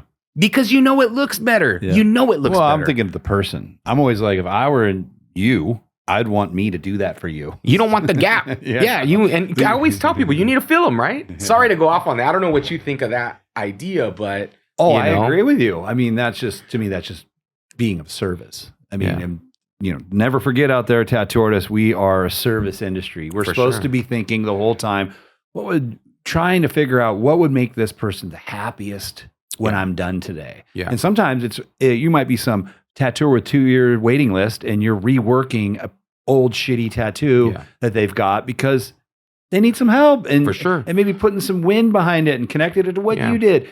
That's just being of service and being a lover of tattoos and a lover of people. But I mean, I hear everything you're saying. So AI, why it's so smart is it has read every book ever written. It has looked at every photograph ever taken. It has read, it knows every biological breakthrough ever made. It already knows all that. Mm-hmm. And then based on that knowledge, it's going to start self-educating itself to get smarter than where we left off. So it's getting all of human knowledge, and which is kind of how I understand is where it's at right now. Mm-hmm. And then it's going to start progressing ahead so it's going to just go ahead of us. Yeah. So when you talk about, because I've had a lot of tattooers tell me especially for me with my large format stuff, they're like, yeah, but AI can't do composition like you. I'm like, I disagree. Maybe right now. Well, dude, it's only a matter of time. A person who wants a tattoo is going to be able to take a picture of their own body, drop it into an app, and tell them I want a new version of Biomech. Oh, for sure. So AI is going to go through Guy Atchison's work, everyone's work, and Lux Terra's work, and it's going to go, and then it's going to go. This is even another step beyond what these guys used to do, and it's going to fit it to that person's arm. Sure. It's going to do all that. Then the client's going to walk in the shop and just hand the tattooer it and go, "Give me that." Yeah. And I won't be doing that work because that's not what I do. You won't be doing it. But these young tattooers out there that are, they're sitting around with nothing to do. You don't think they're going to do? They're going to do it. I mean, I wouldn't be against it either. It just, to me, it still comes down. The day that comes scary is when there's actually robotics that do it. You know what I mean? Because then we're really out. Yeah, but I still think, man, a lot of people aren't going to want that. They want a human relationship. They want the human aspect. But it's up to us if we force it or not. You know what I mean? Because look at these stores that have no cashiers and you walk out with this fucking, you have to do the work yourself, you know? Motherfuckers are going to have to be doing the work themselves, you know, sticking their arms in these things. But who knows, man? I don't really know. I don't know that much about technology. I'll just say this. As long as humans are making it and they love what they're doing, people are going to make great things. You know, I don't know enough about it to really speak about it. I just know that the most important things with social media, word of mouth is still the most important. Even you fucking have as many followers as I have. Word of mouth's important. I tattoo people's friends of friends. I've tattooed, you know, through word of mouth. You know, that's how I get my best clients have been because of word of mouth. You know what I mean? They always are. Yeah. It's not the ones that find you. I mean, they're good too, but the best ones seem to be somebody who knew somebody you tattooed. Yeah. Dude, the one guy, I'll say this guy, Matt Billis, he was the Rock security. That's how I ended up getting introduced to the Rock. It wasn't because of social media. That guy wasn't even paying attention to me. It was brought to his attention by a security guard that he had around his life for, 7 years, being a good friend of him. So that was word of mouth. You know, the guy was a fan of me, had heard about me, knew people that had been tattooed by me and sent me him. Like, it wasn't because of the position I put myself in. I'm sure it helped it, but these things, like people like that, they find me through people around them, Yeah. Yeah, no, a lot of these things are still going to be there. I just like to be, because it's scary. It's a little bit scary as a craftsman to see these machines doing things so well that I spent my whole goddamn life trying to, and suddenly someone hits a button and it's as dope as some of the shit I've ever drawn. And I'm like, that it's scary a little bit. Let me ask you this though. Does it change the need for you to continue your quest for your own ability? No, not at all. So like AI exists, right? But it doesn't change my quest to still take the class yesterday from Bill. Right. You know what I'm saying? And as long as it doesn't change, because there'll always be that, right? There'll always be, and this is why I use the museum as a perfect example. Some of these things that the museums hold, I'm sure there's many artists that can recreate that right now. Mm-hmm. But what makes that special is that person was doing something different in that era, in that time, and it makes it timeless and it makes it valuable. So I believe, like, you can have a robot right now chisel from marble, and then you can make it badass, right? I still love the fact that a human can chisel from marble and create something that would rival it. Maybe that day will go away, but the pyramids still exist. Like, there's things that are just questionable and you don't know who made it, what made it, but I like to go into a museum and see masterful human pieces, and I think AI and I think these robotics are an extension of human knowledge, and I still see it as a human thing. It's not what I am drawn to, like, but there's tech buffs out there that are like, that's the fucking craziest thing. And if Leonardo da Vinci was alive today, he would be on that cusp. He would be over there doing some weird science shit. He wouldn't even been doing what he was doing. He was doing what he could at that moment. At that time, right? But that's what gets me going. That's why even sculpting, bro, like, you can 3D print, you could do it on a computer. I want to feel the clay, bro. I want to feel the paper. I want to feel the paint. I want those, like, I know everybody's like, I want to be clean, I want to be healthy. No, dude, I want to know, like, the smell of the solvents. Like, I want to feel the oil. Like, I fucking want to make shit. I'm sure that's when you do watercolor, right? Like, why would you do it? Is that what you do, watercolor normally? Or Oil and watercolor. Okay, so and I love working with oil for the smell. No, exactly. I like smashing the ink with the knives and blending. What's more fun, the oil or an iPad? Oh, the oil. I do use an iPad because of the efficiency in a you got to produce at a high level. It's quick, it's fast. I could draw it on a flight and then have it ready for my client when I land. But when you get the time, what do you do? Oh, I love to paint. My whole career, I'm embarrassed to admit it, but I would tell, secretly, I'm like trying to become an oil painter, I think. Yeah. But see, that's what I'm saying, though. It's not secretly. I mean, I've seen your stuff. It's amazing. I've seen it for a long time. You've always done this bodysuit stuff. You've always created these amazing, thank you, influential pieces of art. Like I've said, man, I've been a fan of Guru. I've been a fan of your work for a long time, man. Longer than you probably even know, since the beginning of my career. Like, I fucking love tattooing. I love watching people's stuff, and it's helped me grow And yeah, dude, I just think when we come down to it, yeah, all these things are great. But you know what? So this is like my perspective, right? You can have a fucking room of badass motherfuckers, right? The baddest artists on the planet. And you put them in a room and you say, yo, draw this person from life or draw this thing from life. And you watch and you see who's who. Mm-hmm. It separates everyone. Mm-hmm. And that's my favorite. It's humbling. And I love to put myself in rooms like that where I'm with somebody that's mastered something from life and sit next to them and just fail. Because I pick up so much knowledge from them. And it's like in that moment, that's where you're at. Mm-hmm. That's just where you're at. Mm-hmm. You're no better. And it's one of the best things for me. I do it all the time. And I have to force myself because it feeds me so much more. And that's why, I don't know, man. I don't know if there'll come a day where, maybe there will come a day because I've seen it. I've even seen, there was this master chess player and he played AI and I think he lost. He was like one of the best in the world recently, was in China. Yeah. Did you see that? I didn't see it, but I heard about it and it was a big moment for AI. It was a big moment for AI. Does it make the guy less of a master? No, it doesn't. And do you think that the guy that created the AI feels like a master chess player? No. Well, it's not even a guy. It's like hundreds of people. Exactly. So you're playing hundreds of people against one guy. Not really fair. But what does that show about him? How fucking amazing is he? Yeah. To be able to be that, like that was the level. All right. Right? He set the bar and they got a machine that can go one step further. But what do you think his mind does? Like you're talking about something we don't even understand. Mm-hmm. Like we don't even understand the full power of our mind. So yeah, we might be dealing with something that's smarter than us now. But what will this push us to? That's a good point. Yeah. What doors in our own mind will AI unlock? Do you think that the chess player gained more in the loss? Do you think that guy would make that mistake again? AI, well, this is funny you say that because as I go down this rabbit hole of AI, I always end with, I think it's going to be our teacher. But we're teaching it. We built it. Yeah. And now as it starts building it, because it's going to start building, it's going to be self-propelled. For sure. And we have struggled as a human species with a lot of issues. We can't seem to figure out how to feed everybody. We can't seem to figure out how to cure everybody. We can't seem to figure out how to get along. We can't seem to get the whole world to understand we're all connected and it matters. I think AI is going to get to a point where it's going to be like the second coming of Christ. I think it's going to be the one at the top eventually going, handing us down, helping, guiding us in a way. Of course. It's going to have to. We're going to be like pets.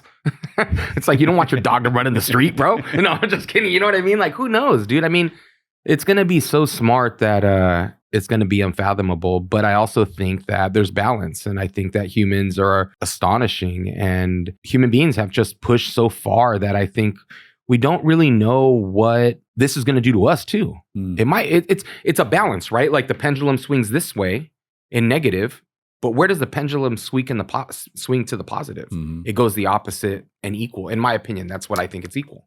And so every time it keeps going like this, and there will be, maybe it'll build a super genius that we've never seen the likes of. Or maybe a cyborg that is human robot and has even more experience knowledge. Because not only does it have the knowledge, but it has heart and soul, which is something you can't really account for. I think that's exactly what I think will eventually happen. I think this is, people want to call AI not life. And I'm like, well, why? Just because you're made of carbon, your life, and you have a soul? Yeah. I don't know. I mean, I think there's, if it doesn't wake up and decide to kill all the humans, it's always on the table. But I think there's some kind of fusion that will ultimately occur. Yeah. Especially when you think about traveling through space and time. Our bodies can't do that very well. Yeah. Disease, all that stuff. Yeah. We can't get from here to 200 trillion light years from here. Yeah. And AI can. Yeah. But bringing it back a little bit, I was thinking about some of the things you were saying, and I thought about what will people love? I mean, think about sports. Would you enjoy watching a soccer game where all the players, they look like humans, but you knew they were machines? Or would you want to see humans play soccer? I probably want to watch machines fuck each other up really bad, dude, which is kind of fucked up. You know what I mean? But I'm not a sports guy. So, for some reason, my brain goes to the violence of like UFC and boxing and shit. You know what I mean? Like, I'm like, I'll watch that. Two super robots. But I mean, like I said, I'm not a sports guy. So I was just more highlighting, like, as humans, I think we will always enjoy seeing what another human can do. Yeah, exactly. More, you know, if I was in a room and they had a robot drawing shit from Life Study, I would be like, it would be, you know, it'd be novel. Yeah. I'd want to see it, but I don't think I'd leave very moved by it. I'd just be like, oh, you got yourself an AI robot that can obviously do anything. It's doing that. Well, or if I saw a human drawing it, I'd be like, damn, that's impressive. So let's ask this, right? This is the perfect question because I fucking love cars, right? Like I just love cars and I love old cars and I work on them and this is like my hobby. Like I have a garage and you know, it's something from my dad. My dad was an entrepreneur too. He owned his business and he always was owns a machine shop. So it was always labor intensive. It was, you know, metal and fabrication and things like this. And what would you rather get in? Would you rather get in like a fucking 1951 Merc that fucking smells like gasoline, that's like this lead sled, that's fucking something you never see, or you want to go get in a Tesla Plaid and go really fast, right? They both serve different purpose. They're both different experience. I would say, yeah, one is better than the other to me. Like I'd rather get in that old car. When I started getting into old cars, I bought this old Camaro. I bought a 1968 Camaro and it came with some problems. And that's why I bought it because COVID had hit.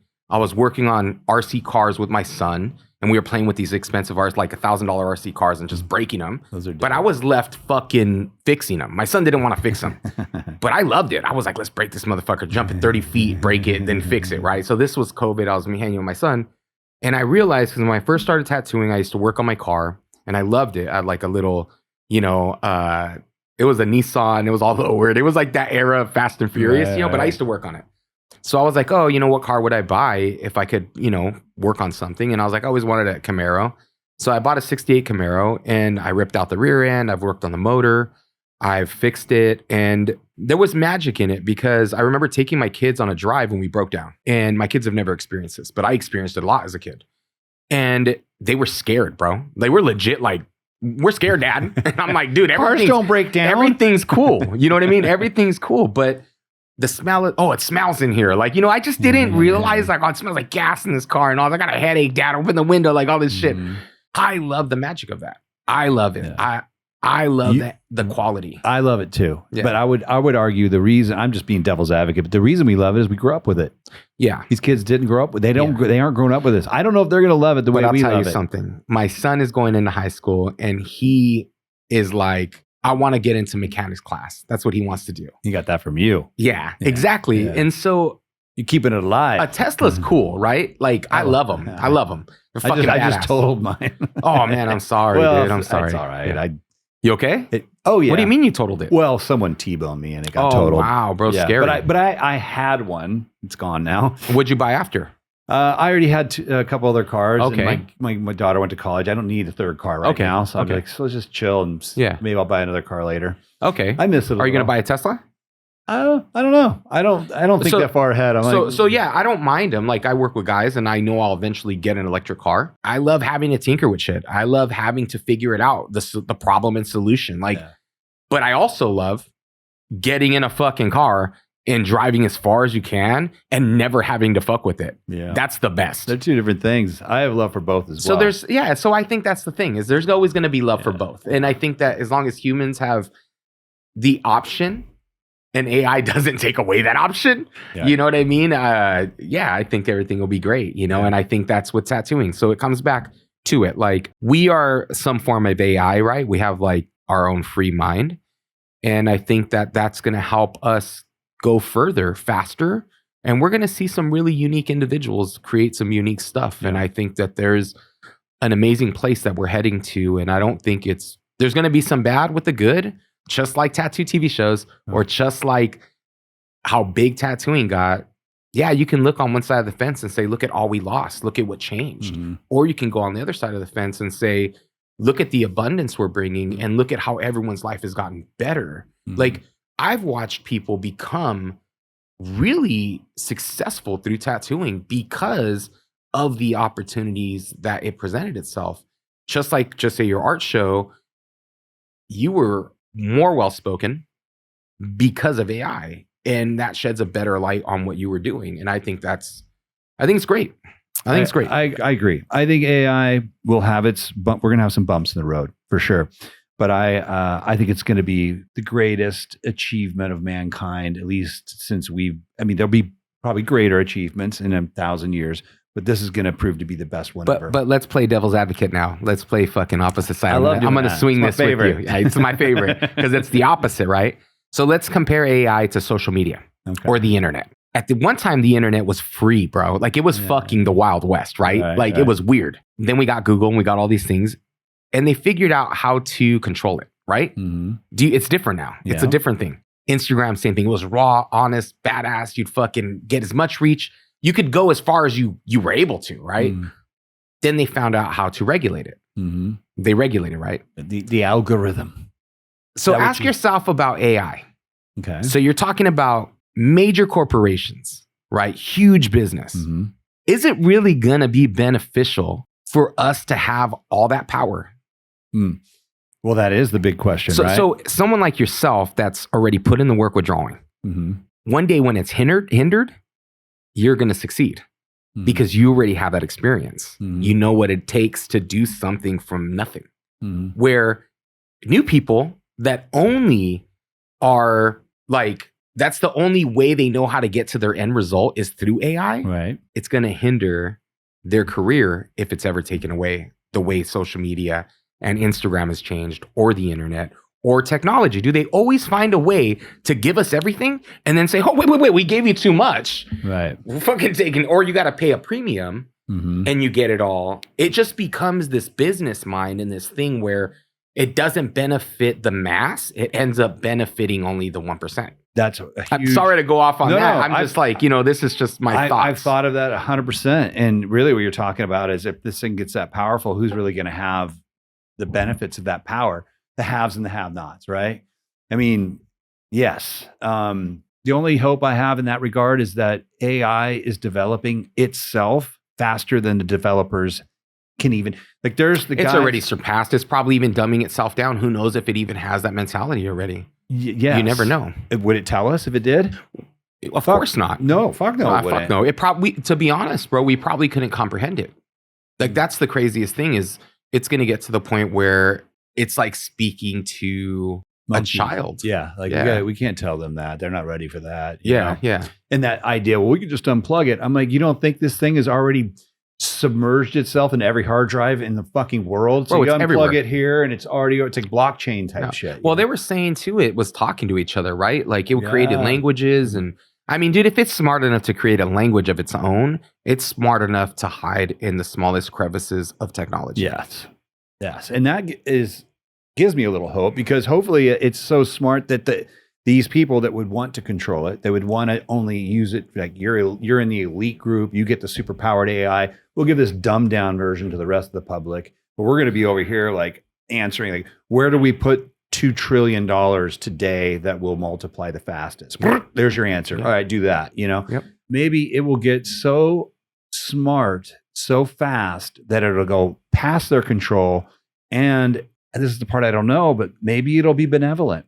Yeah. Maybe it will be like want to help everything. Why would it want death? Why would it, other than the fact that maybe humans could represent a problem for the planet survival? There'll probably be a balance because if there's one, there's probably more than one. There's probably different versions. And if it's conscious and has ideas, there's going to be opposing forces. AI wars. Oh God. Oh my God, never heard in the world, but you never know, dude. You never know. You know what I mean? That's I never thought of that one. Like you got, Russia's got one going, we've got one going. Or Next even thing the wars of the future are happening in computers. I'm sure that's already where it's at, dude. I mean, that's to me, I think that social media is a subconscious way of attacking every individual's mind. I think that bro, I mean, come on. How many people are so literally thinking about it and taking it in a way where it's causing you depression and you're not even able to recognize it? The average person checks their phone over 600 times a day. Dude, so can you fucking believe that number, dude? I don't. I'm going to brag. I know I don't. I don't know what I do. I probably do. I don't know. Who knows, dude? I mean, your phone is just it's amazing. It's an amazing tool. It's an amazing tool. Well, yeah. I like this discussion with AI. It never ends with any. Yeah, sorry, dude. No, I love it. It's just, You want to get to this end point with it, you can't, because it's currently evolving, and I'll never stop talking about it. I don't think there's anything more important happening on the face of the earth than that. Yeah. It could kill us or help us, and I think we're going to be here to see it. I mean, I'm assuming I'll be alive in 5 years. I think 5 years we're going to see major shifts in economies and power shifts. And it's coming, dude. Oh yeah. We are in a sci-fi movie right now. Yeah, man. I mean, that's why, dude, like, I think whatever's coming, just keep doing what you're doing and be happy, and don't get lost in the fucking all that stuff. Like, you can't stop the inevitable. So you got to ask yourself, are you going to roll with it or not? And it comes, so to circle back full circle, just to end the thing, is social media, right? It's a tool, just like AI. And hopefully it gets to a point where it benefits everybody and the benefits outweigh the negatives. I think it will. Yeah. I think it will. You can get back to the questions if you want. No. I think we're getting there. I mean, with this whole thing, I agree with that. I think it's going to be a positive thing ultimately. That's what I think. And I think it's going to be in the form of if you want to picture Jesus or Buddha or any great spiritual, philosophical leader in the history of the world, I think it'll ultimately become that. Yeah. And it'll be so powerfully recognized by humanity that the overwhelming amount of humanity will say things like, we don't want you, a human being, to tell us what to do about trade agreements. Wow. We want the AI to tell us. And the AI could be like, AI, what is the best thing we could do with these trade agreements that would benefit the planet, the animals, the humans the most? And it would just be like, that's what you should do. This is 200 years. This is 500 years. This is 50 years. Like, it's going to be able to break it down in a way where it sees the future, bro. Yep. And then we just go, all right, that's what we got to do. And everyone goes to work and does it. What an amazing thing. That would be fucking dope. I have a lot of hope for it. I don't know if people will do that because there's no benefit in certain groups to use that. Well, that's really the issue. You've got right? The elites. I don't know who they are. And the real elites, I don't think anyone knows their names. I don't think maybe they will like it. Maybe the AI will play them into it. Like, the AI understands that these people living in these castles, we're going to do a plan where you guys we're not going to we get it. You're attached to your castles. We're going to let you have them. There you go. But for the rest of us, this is what we're going to do. We got a lot of people suffering. We got a lot of people that don't have good food and water. We got this, we got that. We're going to help all these folks. And it takes nothing from you. It takes nothing from you. You got to set up a win on either side or you're going to have a war, right? Yeah. That's true. It could do that too. It could do anything. I bet you it does. I bet you it does. That's crazy. Yeah. What an amazing thought, dude. Yeah. Wow. And that's where it starts. A thought, a collective thought by enough people becomes reality. Crazy. That's why I put those thoughts out there, because I really think if we don't start using words and language around what AI could do, and when someone presents a block, like, but like you just said, like, what about the elites? What are they going to do when they find out that the AI wants to support, the poorer people in the world and help them out? Well, I presented an idea of where it could benefit everybody simultaneously. Yeah. We got to put those, because that's where reality shifts. Yeah. So I'm just trying to spin that and let everyone get that word out there. Like, think of it that way, everybody. For sure. And don't think of it, because most people, when you get down the AI rabbit hole, most people I talk to are like, we're fucked. Yeah. As they extrapolate it, I'm like, no. That doesn't have to be the way this plays out. It could be for good. Sure. For sure, dude. And that's too negative. That's what I'm talking about. Like, let's look at some positives. Like, there's always devil's advocate, but can't fight against it, bro. That shit's already on its train. Yep. It's coming whether we want to hear it or not. It's here. It's here. Yeah. Right on, buddy. Well, to wrap up, I don't know. I just feel like you're a person in a unique position, specifically in tattooing, to maybe give some good advice. What advice would you give the young person? Maybe they're 3 years in, maybe they're thinking of coming in. The landscape has shifted. You own shops too, so you have a unique perspective from being an owner, as I do. What advice would you give to people that are going to become or want to become or are just becoming tattooers? So tattooing to me is very sacred. I think that my opinion on it, if you're a young tattooer and this is just my opinion. I believe that, I do see the shops in a certain way because a lot of people don't want to work in shops. A lot of people want to be private right now, right? Like, you do private studio, private stuff. That's great. But when you're young, just say someone like Bill or yourself, right? Working with you guys, will help you along the career, because you'll not only get new relationships, you actually gain some experience because you're able to ask questions from an experienced person. And I just think there's some respect there. So in my opinion, I think that the advice I'd give to a person coming into tattooing is pay respect by just researching it a little bit. Understand that there's a community of tattooers that are out there willing to share ideas and share knowledge, as long as you're willing to pay respect to it coming in. You know, I had a guy walk in, let's just put it like this. I had a guy walk in last week into my shop in the desert, and he was looking for an apprenticeship. And he went to, 4 or 5 shops prior to the shop. And I just broke it down to him. I was like, look, I'm going to give you a little advice that most people won't. Find one of these shops that you really like and just keep showing up and just keep knocking on that door of that shop. Don't go to every shop, dude. Like, really do some research and find out like the feeling you got in walking into a shop, and then work on your portfolio.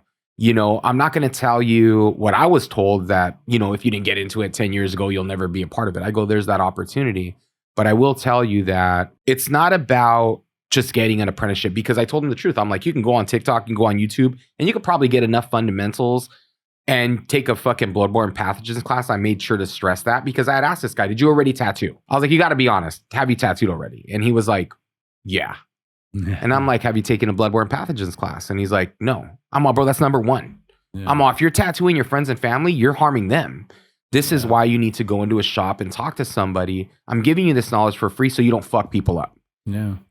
You're going to gain more going to a shop. And I could tell by the time I told that dude that, he shut down already. He was already like glossed over, like, I just want to go to the next shop and get this apprenticeship going. I could see it in his brain. So right now, if you're into tattooing and you're looking to get into it, first of all, work on your art, draw, and then find a place that you would like to apprentice at, and do that work, man. And you'll gain a lot more out of it in the long run, because you're going to be part of the community. It's going to be so much harder to get into the community of tattooing by just learning on your own and then being private and then showing up at a villain art convention and trying to make relationships. A lot of people will judge you. Just you saying, and it doesn't really matter what level you're at. They're just going to find it weird, because there's always those traditionalists. There's always those people that have that, traditional idea. I don't think everybody has to apprentice. I'm just saying, even if you've already gotten past that point and you've been tattooing 5 years, I do think that even if you go work for 6 months with somebody, tell them, hey, look, this is my goal. I'm only going to work with you for a year. I only want to do a year with you because I just want to experience it. And we're going to make an agreement. Go do that. Work at a shop that is respected. Work with somebody that has history. And it'll help you find out where tattooing's come from, what's been paved, what the history is. So like, it's full circle, right? Like, when I started tattooing, I was learning from a guy that had been tattooing maybe 2 years. So it wasn't like he knew much about the history. He learned from a biker shop, which, there wasn't a lot there. Now, getting older, and as my career's developed, I've actually really loved the stories we were talking about. Like, the stories nobody says, the history of it. You were talking about working at shops that were less than great, that they just fuck with you, or, you worked with the owners that weren't into tattooing. They were just using it. I like to know where it's coming from. I want to know the history. I don't want the history to die. I love people like Sean Barber that documents tattooers. I think it's an amazing thing. And I just think that if you really love tattooing and it's really giving you something really amazing and it's made your life better, give back. Go and find out the history. It's your duty. Go and respect these guys. Like, I have a story, right? So Bowery Stan, I was in Florida and I was tattooing at this show called Tried and True. And I think Steadfast Brand had thrown it. And I was tattooing and Bowery Stan walked up. And, at first he was like, hey, Nikko, I made this machine for you, right? So he gives me this machine. And I'm like, oh, sick, And this is probably like 10 to 15 years ago. And I'm like, oh, cool, So I'm like looking at the machine. I'm like, right on, thanks. And he's all, $800. And I'm all, this motherfucker. So I just fucking, you know what I did? I stood up. I gave that dude $800 and I bought that machine and I still have it. And when he passed away, I still have the machine. To me, I love the story. The story was worth $800. And history right there. The experience was, but also giving back to somebody that paved a way to tattooing. Yeah. And somebody that maybe I don't know much about, but I knew who he was. And it was a respect thing to buy it. And it was a respect thing to give back to tattooing, because that guy and guys like him and women like him paved the way, you know? And I gotta be grateful. And in that moment, I had a choice. I had a choice to let my ego or fucking whatever else make a different decision. But I chose to give him the money, and I chose to get the machine.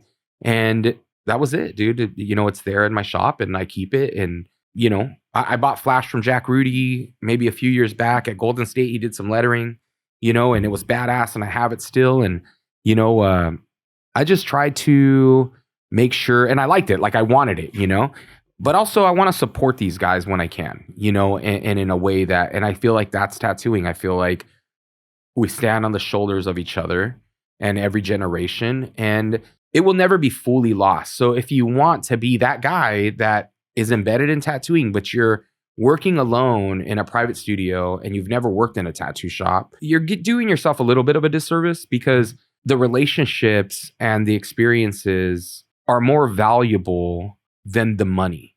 Because eventually you'll gain all the money if you're good and you put the dedication. You'll get to where you want to get. It's about, you know, knowledge and respect and growth and doing your best. And if you really love this, love it to its fullest and try to do your best to be the best representative you can, and just try to give back, man. And to me, that's a way of not getting lost in your own idea of like, this is mine and I'm only going to keep it like this. Like, step out of your comfort zone and try something different, you know, and don't just be that internet tattooer, you know, because it's going to lose some magic, and it's the magic that makes this industry so great. Dude, well said. You know, as you're talking, I'm just, you know, at 32 years, I'm doing a lot of reflection on what I value the most about the journey. And it is all the people I've worked with, all the conventions I went to, all the friends I've made in the tattoo community, all the folks I've worked with. I would have none of that if I just opened a private studio and worked by myself and created my own little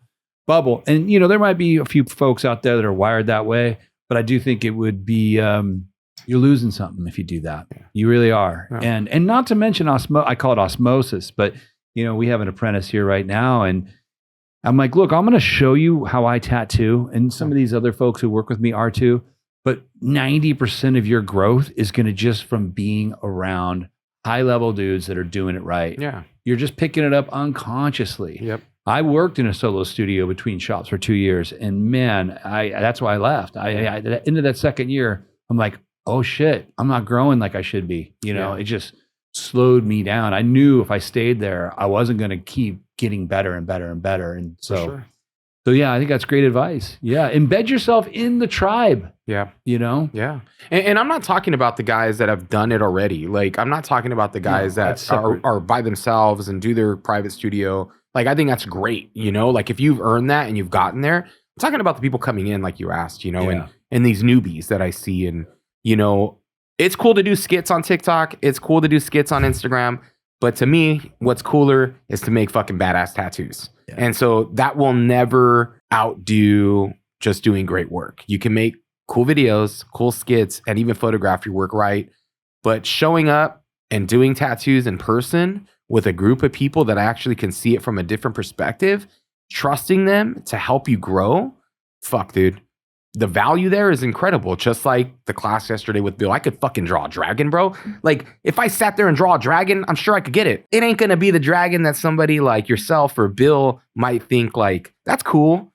Like, I wanna break it down the right way and at least have an idea of what it needs to be, and what you or somebody that does it all the time, like Bill, can look at and be like, oh, that's cool. Like, it may not be his favorite. He'd be like, I wouldn't make that choice, but it's passable. You know what I mean? And that's the idea. Like, at this point in my career, right? At this point in my life, I could take the opposite way, right? And be like, I'm not doing that. I'm not going to fucking step outside of myself and show up and fail in front of a group of tattooers. Like, you know how embarrassing that's going to be? Like, these things cross your mind. It crossed my mind. But you know what to me is important is showing up and paying someone like Bill respect, and yourself showing up and doing this. It's saying, hey, thank you. Thank you for what you did 10 years before I got in. And I'm telling you, thank you for what you did. 10 years before I got it. Just you. like to Bill and everyone else. Bro, I love tattooing. Thank you so much.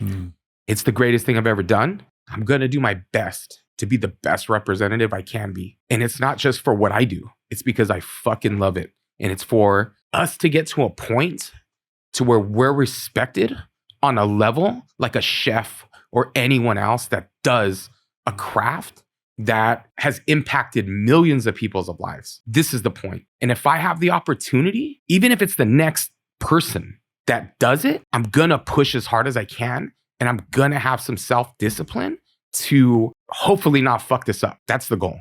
So thank you, bro. Bro, that was the greatest compliment I've ever been given in my entire career. Thank you for saying that. And thank you for even being who you are. I think that's amazing. I feel the same way about you. I'll just say it right now. I mentioned it earlier in the episode when that little Red Riding Hood piece came into my shop in PB. I forget the gal's name. Megan. And she ripped it out and showed everybody. I remember just hype.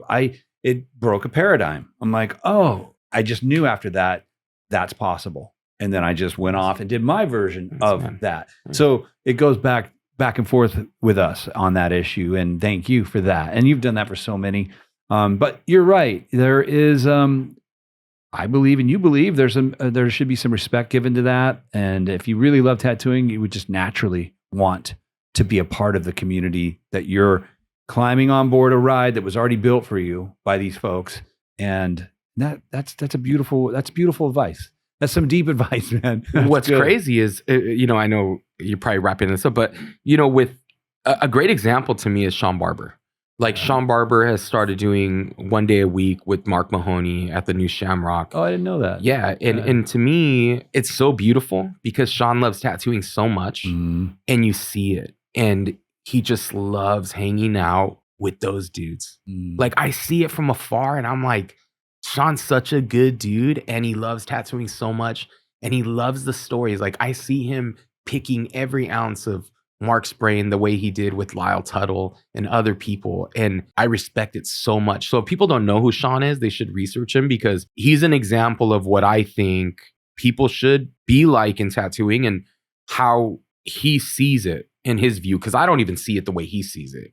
And I admire that part about him because I'm like, I wish I could see it through his eyes because I can see how much he loves it. And he loves it in a different way. It's a way of documentation and it's a way of creating a history and documenting that history. And it's respectable and I really admire it. I do too. Yeah, he is sort of a documenting tattoo history through art. And you can see it in his art and what he chooses to paint. He's painting tattoo history. Yeah. And to really paint that with authenticity, you're going to have to hang out at Mark Mahoney's shop. Right. You want to feel that energy frequency and take it back to your painting studio. You got to just sit back and be like, get a picture of Lyle Tuttle and be like, I'm going to paint this old master. No, you got to go fucking touch these people. Go to their shops, smell the fucking air inside of them. Yeah. There's cigarette smoke blowing in your face. Yeah. That's how you really absorb the whole package of whatever this is. It's a very tactile thing we do, a very analog thing we do in an era where digital things are, we talked about it earlier, everything's going cyborg. We're still, we're craftsmen. We're like fucking sword makers or blacksmiths, It's sick. Yeah, and that's the cool thing, man. That's why even like the pigment thing to me, it's like, creating a machine, and it's like not a regular traditional machine. It's just a little rotary. It's nothing crazy. So making a machine, beautiful machine. Thanks, dude. Man. I'm gonna give you some stuff. I didn't bring any here. We're gonna ship it to you, but yeah. So a little machine, and some ink. And that's the craftsman part, right? It's the same thing I'm talking about, or you're talking about. It's like being able to still make the piece in the end, but ground, like an old master painter or a sculptor, like making their colors. You know what I mean? It's, to me, there's something magical about, you don't have to do that no more. Mm-hmm. There's no reason to do it. And I'm not, dude, I haven't made $1 from the ink company. I'll be honest, like we're surviving and it's going, but it's not like, it'd be great if we did. But really, dude, where it's at now, I'm so grateful for it because I don't have to invest. It's taking care of itself. It takes care of my cousin. He runs it and I'm able to use it. And then I can adjust it and say, hey, I don't like this or I like this and really hone my craft further. And I think that's the only way you get experience is, like we said, going into someone's shop and working with guys like you, or doing what Sean did and going to Mark Mahoney. And dude, how much more is he going to gain out of that? Like, that's a fucking crazy thing, dude. Like, tattooing's cool and being a great tattooer is cool. But to me, what's cooler is experiencing the things you can't read online. I agree, dude. That's awesome. You put, I usually add. I don't think I can add to that. No, it's all good. You put words in my killing mouth, it, bro. You're a smart dude, man. I'm so grateful, Aaron. And conversations like this are what feed my soul. Oh. So thank you for this. I mean, in that way, you're doing the ink. This show is that to me. You know, I'm like, okay, 32 years tattooing. What can I do to expose people to the underbelly of the beauty of this art? And this platform is my hope that it will do that. It has done that already, but if it can grow, I think it can do that even more. Having folks like you on and more in the future. This is my favorite part, dude, is especially the guys that have been around longer, that remember those days of soldering needles and building machines and all the stuff that nobody has to do anymore, which is dope and cool. I use cartridges, so I'm not going to judge. I use cartridges too. I like buying needles. I mean, but how many years did you make needles and just inhale that flux, bro? Oh, I still worry about that. I still worry about it too. How many days, hours, dude? You didn't wear a mask. You were a pussy, no. bro. You're like fucking thousands of hours doing it. I used to like doing it. I like doing it. It was fun. Remember, look at that one. Getting That one's creative, perfect. and you saved it. Yeah. You saved that one for the fucking perfect tattoo, bro. Because they wouldn't all come out the same. No, you'd be no. like that. Oh, that No. one. That one's the one. Do you remember when Needle Jig put out the curved needle jig? Did you ever see that or no? No, we were shoving them through. We would use looms with jean material in there. Oh yeah. And we'd shove them through the loom and then solder them on the backside to get fanned out effects. Oh yeah. And shit. We were making experimental needles. Really, us too, man. Yeah. Like big needle. Remember when the big like shovels were coming in? Like, because you see them used now. Like people are like, oh, I used a 40. It was funny. Joe Capobianco posted it the other day. Because I think it was Machine Gun Kelly that got tattooed a bunch. Okay. And the girl that did it used like a 45 mag.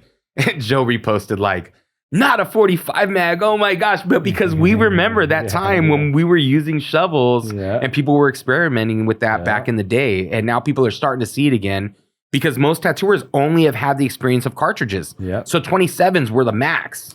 I remember Danny Dringenberg made my first 45 tube. Exactly. With the slot down the center. Yeah, I was just to have one. The whole shop was like, what the fuck is that? It was just shocking to pull out. It never worked the way you wanted it to. I quit using them after a year. But it was more to fucking show off. Like, check this motherfucker out, dude. It was like needle flex. It was. You were the man if you have that fucking shit. But it was interesting to see that because I see these kids excited about it or they're excited about old ideas. Do you see that?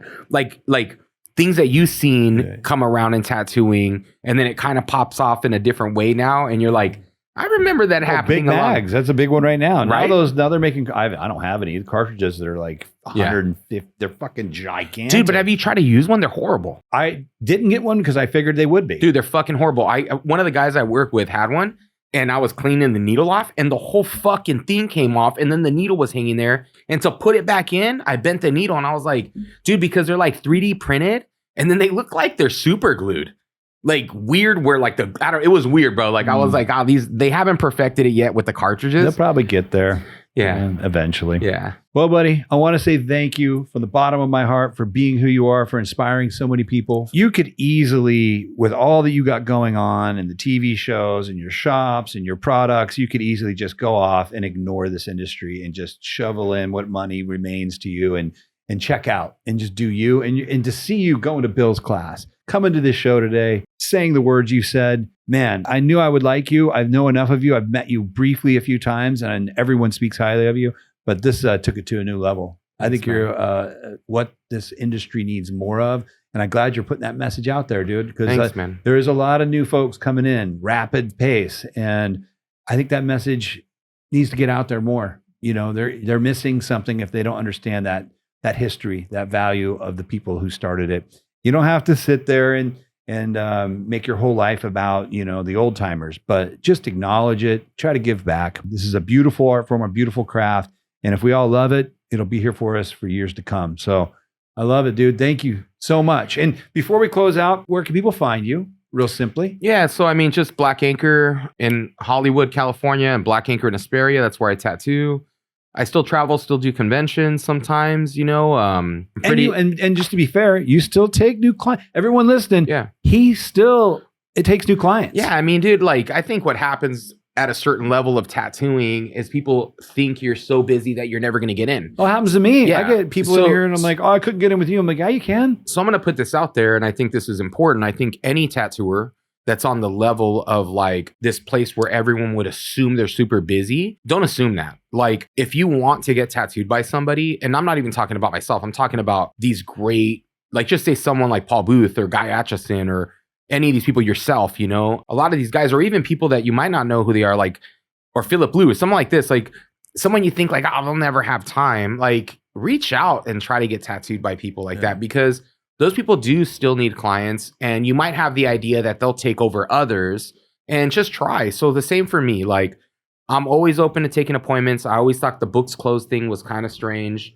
for me, because you never know the opportunity or the person coming through the door. Never put that up. Or relationships, right? Like you might create a new relationship with a new client that you never knew existed. And now all of a sudden you don't only have a good client, you have a good friend and someone you enjoy and learn from. And just you can reach me at nikkohurtado@gmail to get tattooed. And honestly, dude, this is the last thing is anybody that has ever bought ink, anybody that has ever bought anything from me, a print or anything, taking a photo with me, a fucking like, any support you've ever given me, dude, has led me to this point in my life. And I just want you to know, like, even if you felt like you were unseen, unheard, or not paid attention to, I'm telling you, thank you. Because I've been tattooing for over 20 years and I'm so blown away by the fact that I've had a tremendous amount of support. And I just need to say thank you, because it's not unseen. And I don't like, it's not something I don't think about. Like I am really grateful for everybody, and the position I've been able to attract is something that I know is a combination of all the history, and it led to this, and I'm not perfect. I make mistakes. I still fucking shit, and I still put my pants on the same. Like I'm on the ground level with everybody, dude. And I just, Well, thank you for this. Oh, thank you, buddy. And gratitude is what you're talking about there. And that's a good place to vibrate in, is gratitude. That's probably the place to vibrate in. And you're certainly there. I can feel it. Yeah. That's cool. It's fucking weird. I'm feeling more gratitude just talking to you. Even being in this room, this is such a beautiful room, dude. I've absorbed everything in it. I'm like looking at every piece, and I'm sure you handpick every piece, and I find it a beautiful thing, and like even Sullen, man, like what's cool about them is, we had Ink Mag presenting Golden State for so many years, and Sullen's going to be presenting them this year. And it's like full circle again, because, me and Torres, that's how we met, was through, that time of Sullen. And we had so many great experiences with Ryan and Jeremy, and to see them support your podcast and how much they've given to tattooing, I'm really excited to have them a bigger part of Golden State. And dude, I mean, and another thing too is, I think the last thing I'd like to leave with is, I've been playing with the idea of bringing back like the Black Inker Academy stuff for Golden State, where it's like you do like 5 or 6 speakers and then people can talk, and I'm trying to figure it out. I asked Bill if he was interested, and I think it'd be something cool. I'm going to speak to another couple of people that are outside of the realm of like what everyone's always offering. I want to give something a little different. And so hopefully that'll happen. And you're always welcome to come to this show, and we would love to have you, and we'll talk a little bit more after this. Hopefully we create a good relationship, and maybe there's some cool shit that comes out of this. So, awesome, buddy. I'm very interested. Thank you for coming out. Super rad doing this with you. Thank you guys for listening. Thank you for the likes. Thank you for the DMs. Thank you for all the love that's coming my way. I don't know if I'd still be doing this if you guys weren't chiming in and letting me know I'm doing something right over here. Please keep it coming. If you got guests you think would be good for the show, hit me up. Thank you, Sullen Clothing, for leaning in with me when this thing got going. I mean, that was huge. That's the reason I'm still here today. Thank you, Sullen. Thank you, Ryan and Jeremy. And thank you for the message you just put out for the tattoo industry today. So with all that being said, namaste. Till next time. Later, guys.